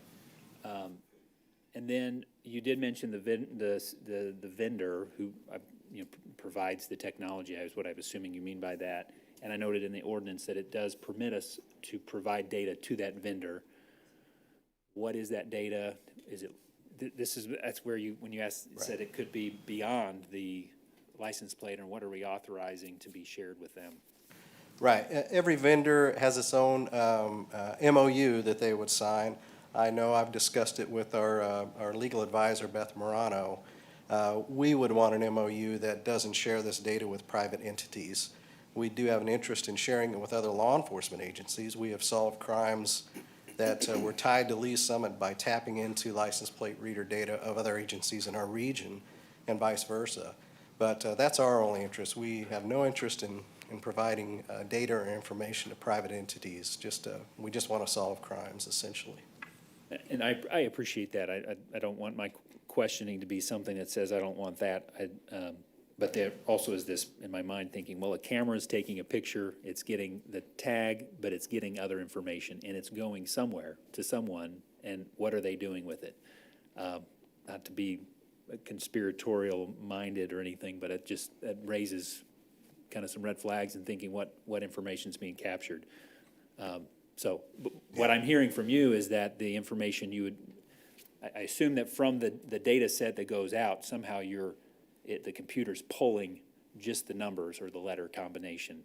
And that's what's then coming back to the city and could be or sent back out to other jurisdictions and so forth. The benefits law enforcement gain from it is that we can tap into criminal databases, whereas, private entities that use license plate reader technology, they don't get that piece. And I don't want to speak for vendors, but it's my understanding a lot of vendors these days, they benefit from having law enforcement partners because they do market to the private sector. And so they'll talk about a one-way sharing where, hey, if we sell to an HOA, for example, a license plate reader system, and we partner with the Independence Police Department, we can provide your data to Independence Police to help them solve crimes. Now, it doesn't really work in reverse. They're not going to supply that law enforcement data backwards, but they still benefit from being able to tell folks, hey, we're going to provide this information to your local law enforcement agency in order to help keep your neighborhood secure. Does that make sense? Yeah, yes, thank you. The other question, you said this, I think, earlier, I just want to confirm. This authorization comes from the Public Safety Advisory Board. They bring it up annually, or what's the protocol for revisiting this? Yeah, it's not necessarily an authorization. If I said that, I misspoke. We report annually per the ordinance to the Public Safety Advisory Board. I don't know if it was necessarily, I wasn't here when the initial ordinance was passed. I don't know if it was oversight or just information to make sure that the public understood how we use license plate reader technology and things of that nature. So annually, we provide them data and statistics about how we have used LPR and how it's been beneficial to us. So at the end of the day, there is a public body, an extension, if you will, of, appointed by the mayor over time that then takes that information from staff, police departments, and says, okay, this still looks okay. Or if they had an issue, they might bring it forward and say, well, maybe we're going beyond something appropriate. Could be an outcome. Yes, that's never happened, so I don't know what they would do with that information if they had an issue. Obviously, we have a council liaison attached to the Public Safety Advisory Board, so I assume they would just bring up their concerns perhaps with the liaison and move it forward to the city manager. Great. Thank you, Chief Forbes. Thank you, Mayor. All right, thank you. We got people on the line up to ask questions, but I'm sorry, I'm gonna throw a kink in this. So I guess that's my night to do that. I don't understand, like, I remember when this came up, when did this ordinance come in place? I believe it was 2013, if I'm not Okay, mistaken. so this was 10 years ago, and I can't believe I was watching, at least I'm at local politics 10 years ago, but I didn't understand. I gotta be honest with everybody here, I still don't understand. I mean, license plate readers, are other cities, what's best practice here? What are other cities doing? Do they have ordinances like this? Why are we talking about license plate readers when this seems like common practice, and there are ethics with regard that relate to license plate readers, and this is a huge solver of crimes and more.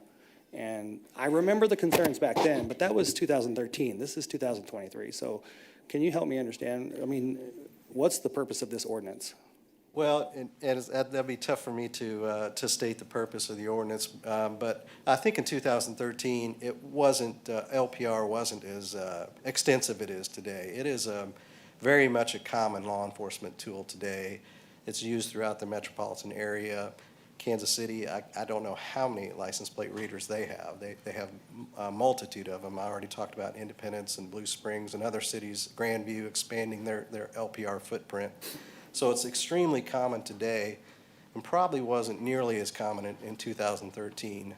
The technology has just advanced, has become cheaper and more in use. I'm not aware of other cities that have an ordinance similar to this. It doesn't mean there couldn't be a law somewhere throughout the United States, but in our region, when I talk to our regional chiefs, I'm not aware of any city ordinances pertaining to LPR data or the use of LPR by their police departments. Did the cities authorize LPR, the use of LPR I think at it's, some point? I think most cities, the police department just purchased it as a technology that they could use, and it's never really come up in council conversation or consideration for a city ordinance in this region, anyway. When we were having these conversations, were we just a little ahead of our time? Is that what, is that? It why- could be. It could be. Well, again, in 2013, I wouldn't say it was a brand-new technology, but it was more cutting-edge technology than it is today. Okay. It's more of a law enforcement tool belt item today that's used extensively throughout the country. So how often is this going to come back before us? Because I don't remember this coming before us in the last couple of years. Again, this came up in conversation with the Public Safety Advisory Board. They expressed support for revisiting this ordinance specifically so we could advance the technology, better secure Lee Summit, and better protect our What's the- citizens. And When you say so, that, what's their recommendation? I'm confused. the recommendation they had was to rescind the ordinance. And is that what we're doing here? We presented to CEDC, and the recommendation was to modify the provision about fixed LPR and leave some of the other provisions in the ordinance. So that's what's presented here tonight. So we're modifying it to do what? To allow the fixed use of LPR and not just mobile use, but the other provisions which pertain to maintaining data for 30 days maximum, not sharing data with private entities, and also reporting to the Public Safety Advisory Board remain. Okay, I'm fine with all that. I'm fine with the ordinance. I just am surprised we're talking about it this much, but maybe it's a concern, but I will yield the floor to Councilmember Pryor. Thank you. Yeah, I'm on CEDC, and I completely support this, obviously. But could you touch a little bit on Amber Alerts? It's good for Amber Alerts, too. There's a lot of good benefits to it. Absolutely. It's not just for catching the bad guys, so to speak. It's useful in silver alerts and amber alerts. There's actually been recoveries of lost people from the use of LPR technology. So just being able to locate a vehicle, if you have a license plate, you can put it in the system and track vehicles that way too. It's very helpful for that regard too.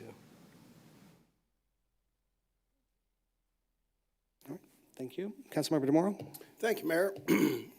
Chief, of course, I've heard the presentation at the PSAB, and I did acknowledge and appreciated the letter from the PSAB with the recommendation of rescinding the ordinance. And so basically it comes down to, and as the mayor was saying, this is another tool in policing. We have an ordinance that is actually, saying it's okay for license plate readers to be used by the police department, but it's actually another tool. We don't do ordinances for firearms. We don't do ordinances for police uniforms. So I would be in favor, and I would be prepared to make a motion after it's read to rescind the ordinance and keep everything else. And that way we are in line with we're allowing the police department to actually use it as a tool. And we would not have, there's not a lot of restrictions, but it'd be a cleaner way for, I think, the police department to use LPRs. Thank you. Okay, thanks. Yeah, and I think Councilmember Lovell's on CEDC, so Councilmember Lovell? Yeah, so I just remember in the conversation there, it was less about the practical use of the LPR, and then I do remember talking about the fixed LPR, but my concern then still is today, and I'm just trying to make sure, was who we're sharing the data with. So I think that is what what I was most concerned with was who, that private company, what are they doing with that data? And then I think there was something else we had talked about a little bit too, was like federal agencies and whether they have access to that. And I don't know if what we saw and then that conversation, if that's in here or whatever, but that was just my growing concern, was making sure the data was ours And if someone wanted to access that data outside of whatever, there was a process to go through that it wasn't just this open gateway back and forth. So I think that's solving this. So that was kind of what we talked about at CEDC. Okay, because I think we all support license plate readers. This is just the terms under which we're operating underneath. So it still is a little confusing because we're modifying an ordinance that we already gave permission to use. So I was just. And I understand the data concerns. We have a lot of data that we collect, a substantial amount of data. And we also have access to criminal justice data, which has some pretty very top secret secure information attached to it. Right. And we have to be extremely cautious with that data. So we have tons of rules and policies, and a part of our accreditation process with CALEA is to have outside folks come in and make sure we're following those policies to a T. Not just that, we're audited by the state, we're also audited by federal entities to make sure that we're using data appropriately. So I get the concerns about data completely. All right, thank you. Councilmember Shields? Thank you, Mayor. I was also on that discussion in CEDC, and I just wanted to sort of second what Councilmember Lovell said, that we were supportive of the technology, but we wanted to make sure that the privacy protections, limiting the data storage for 30 days, limiting sharing with third parties, that remained in statute. When we discussed it with, Chief, did you present it at that meeting? I apologize. Yes, it's been I a little did. while. Okay. Yeah. When we discussed it with you at that meeting, we specifically asked if we just modified the ordinance in the way that we're looking at tonight, it would still give you the flexibility that you need to be able to deploy the technology, and that the provisions, the data storage, the data sharing, that those were things that were already policies. So this really doesn't impact your day-to-day, but we wanted to say we're going to keep them as an official city ordinance, not just as a policy that could be changed, even though we obviously respect and trust the work that you do. We just felt like for our citizens that it would be responsible to keep this in our code with an official city ordinance saying this is how the data can be handled and who it can be shared with. So I know we had really extensive discussions, and I feel really comfortable with what we came up with here. So I hope that we can pass it this way tonight. Thank you. Okay, thank you. Councilmember, no, you're good. Well, I'm sorry, now she's opened up another can of worms. So I'm so confused. Like, does the state highway patrol use license plate readers, and aren't they bound by some kind of ethics, the storage issues? I mean, aren't there other laws that pertain to this about privacy matters, or am I missing something? Boy, I don't believe that there's specific laws. I think there's been some discussed at the state level. We do have this all reflected in our policies in the police department. It is a little different. Again, we have all sorts of data with all sorts of policies. This is the only data that I'm aware of that is controlled by city ordinance. So I'll know that this ordinance exists. I'll just have to make sure that whoever takes my place knows this ordinance exists, because we regularly change policies. I'll give you an example. Our body cameras. We have fluctuated a few times our data storage with our body camera footage because it's expensive. It's quite expensive to maintain all the storage that we need to secure that information. So I fluctuate those policies as needed within my department. And I know there's no city ordinance really pertaining to body camera footage, so I have that ability to do that. I just have to adhere to the sunshine law, statutes from the state.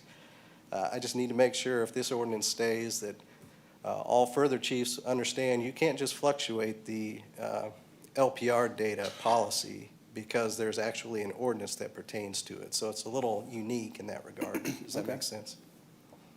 Yeah, it just kind of scares you because you're like thinking about all the other data privatization issues that we have in the world, and if there aren't laws pertaining to them,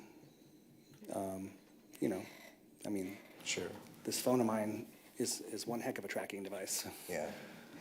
As far as data, there could be a leak or a problem with inappropriate use. LPR is low on my list. I'll be honest with you. there's much more significant criminal justice data that we handle day in and day out that I I mean, don't you have software tools that you can see, you monitor on social media and things like that that are a lot more invasive than the license plate reader? Well, the LPR systems that we use, you can see who accessed the data, when they accessed it. If it was distributed, you can really track it down to the T. That's pretty much standard with any law enforcement data that we have, from our records management system to NCIC to mules to all the different systems that we use. I'll try to quit belaboring this. Councilmember DeMauro, do you want to make any further Well, comment? I just had a question, and that is with the LPRs that we have on the vehicles, have you ever had a problem with any of the data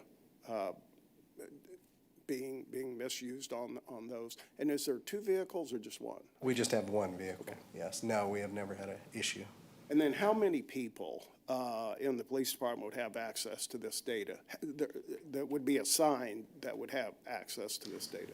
Well, we have a handful of users who operate the system and drive it around the city, essentially, because it's attached to a police car. But really, we only have our crime analyst who accesses the data regularly, one person.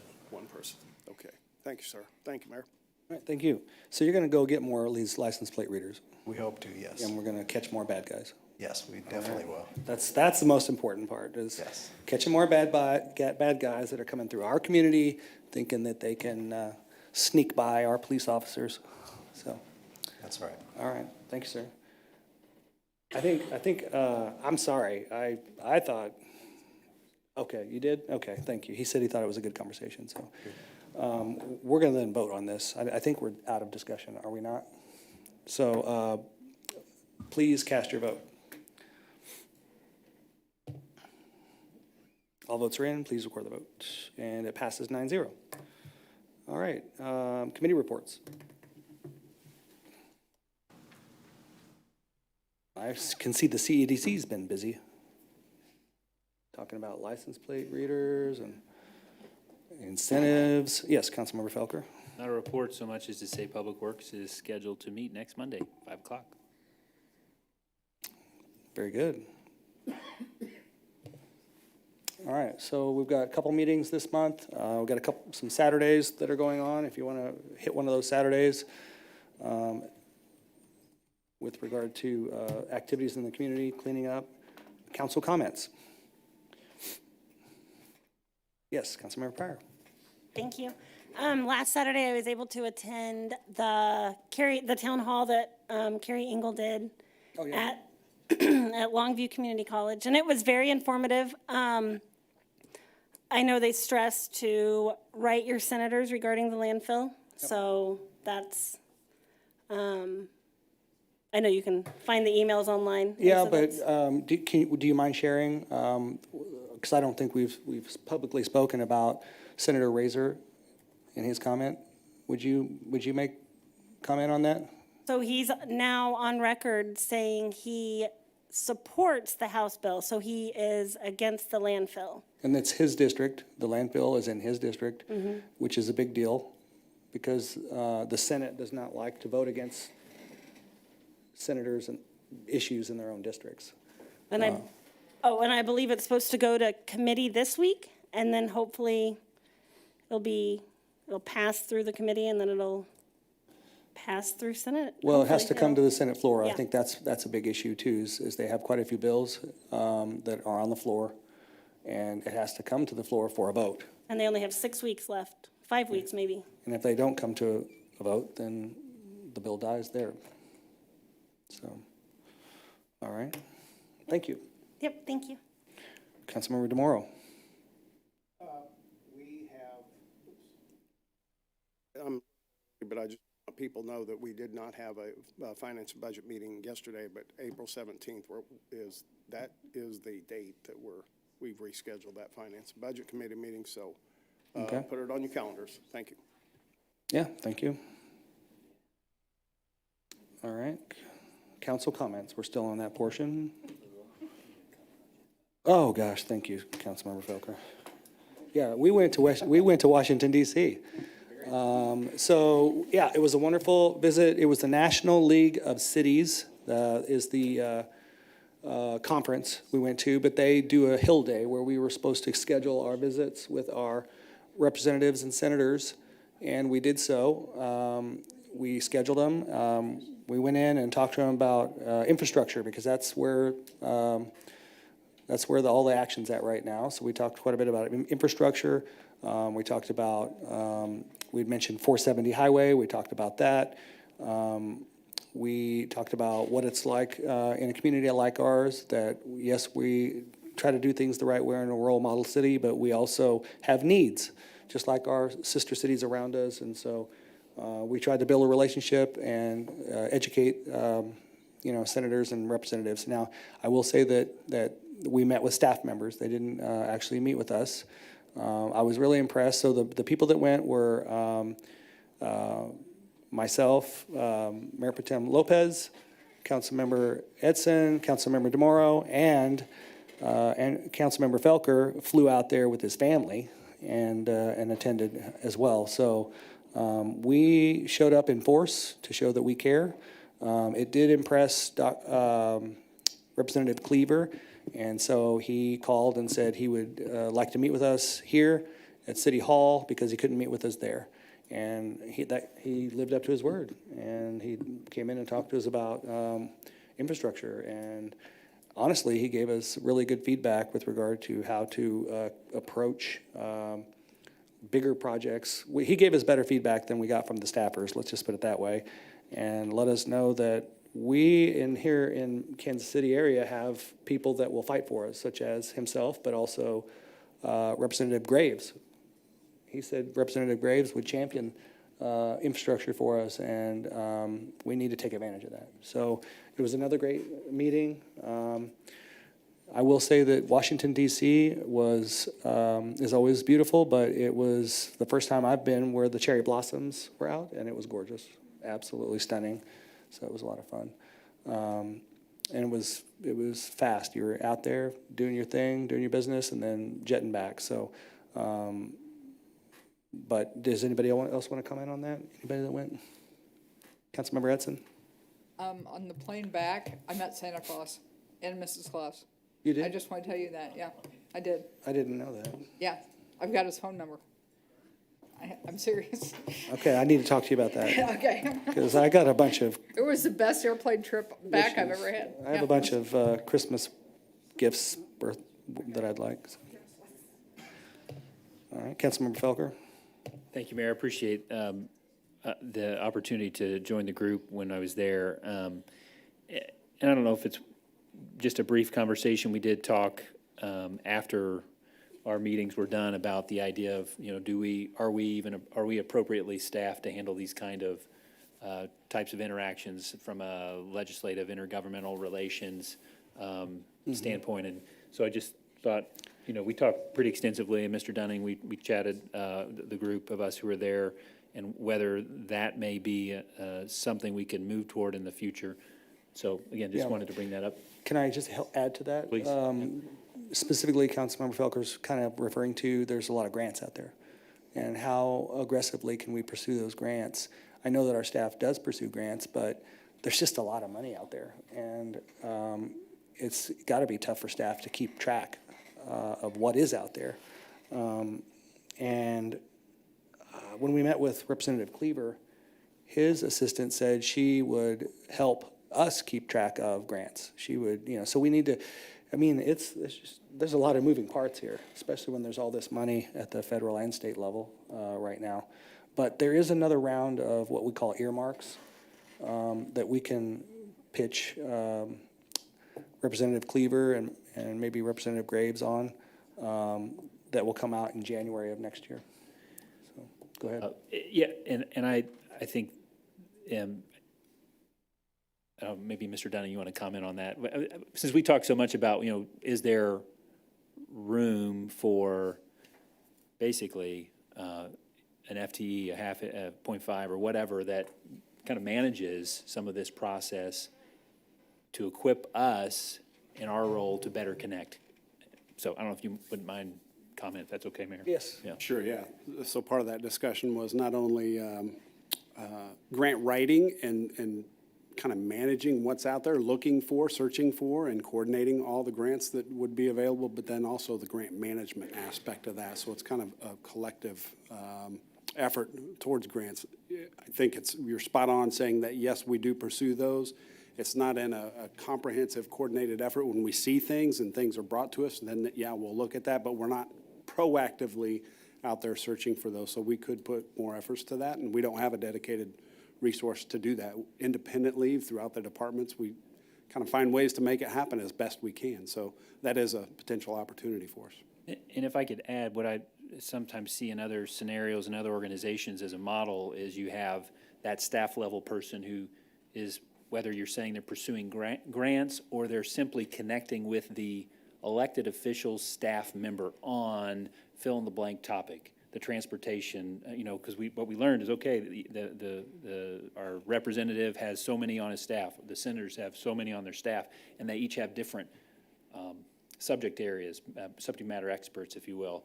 So if we had a staff member that not only tuned into grants on a broad basis, but also could be the one who develops those staff relationships, then introduces and makes sure that the mayor or council members are connecting with the then elected official, then you have that bi-level, if you will. Yep. So that was, I like that. I really think that model, and we're not new, we wouldn't be creating it, but I think it works. Yep, I agree. That's good stuff. Councilmember Edson?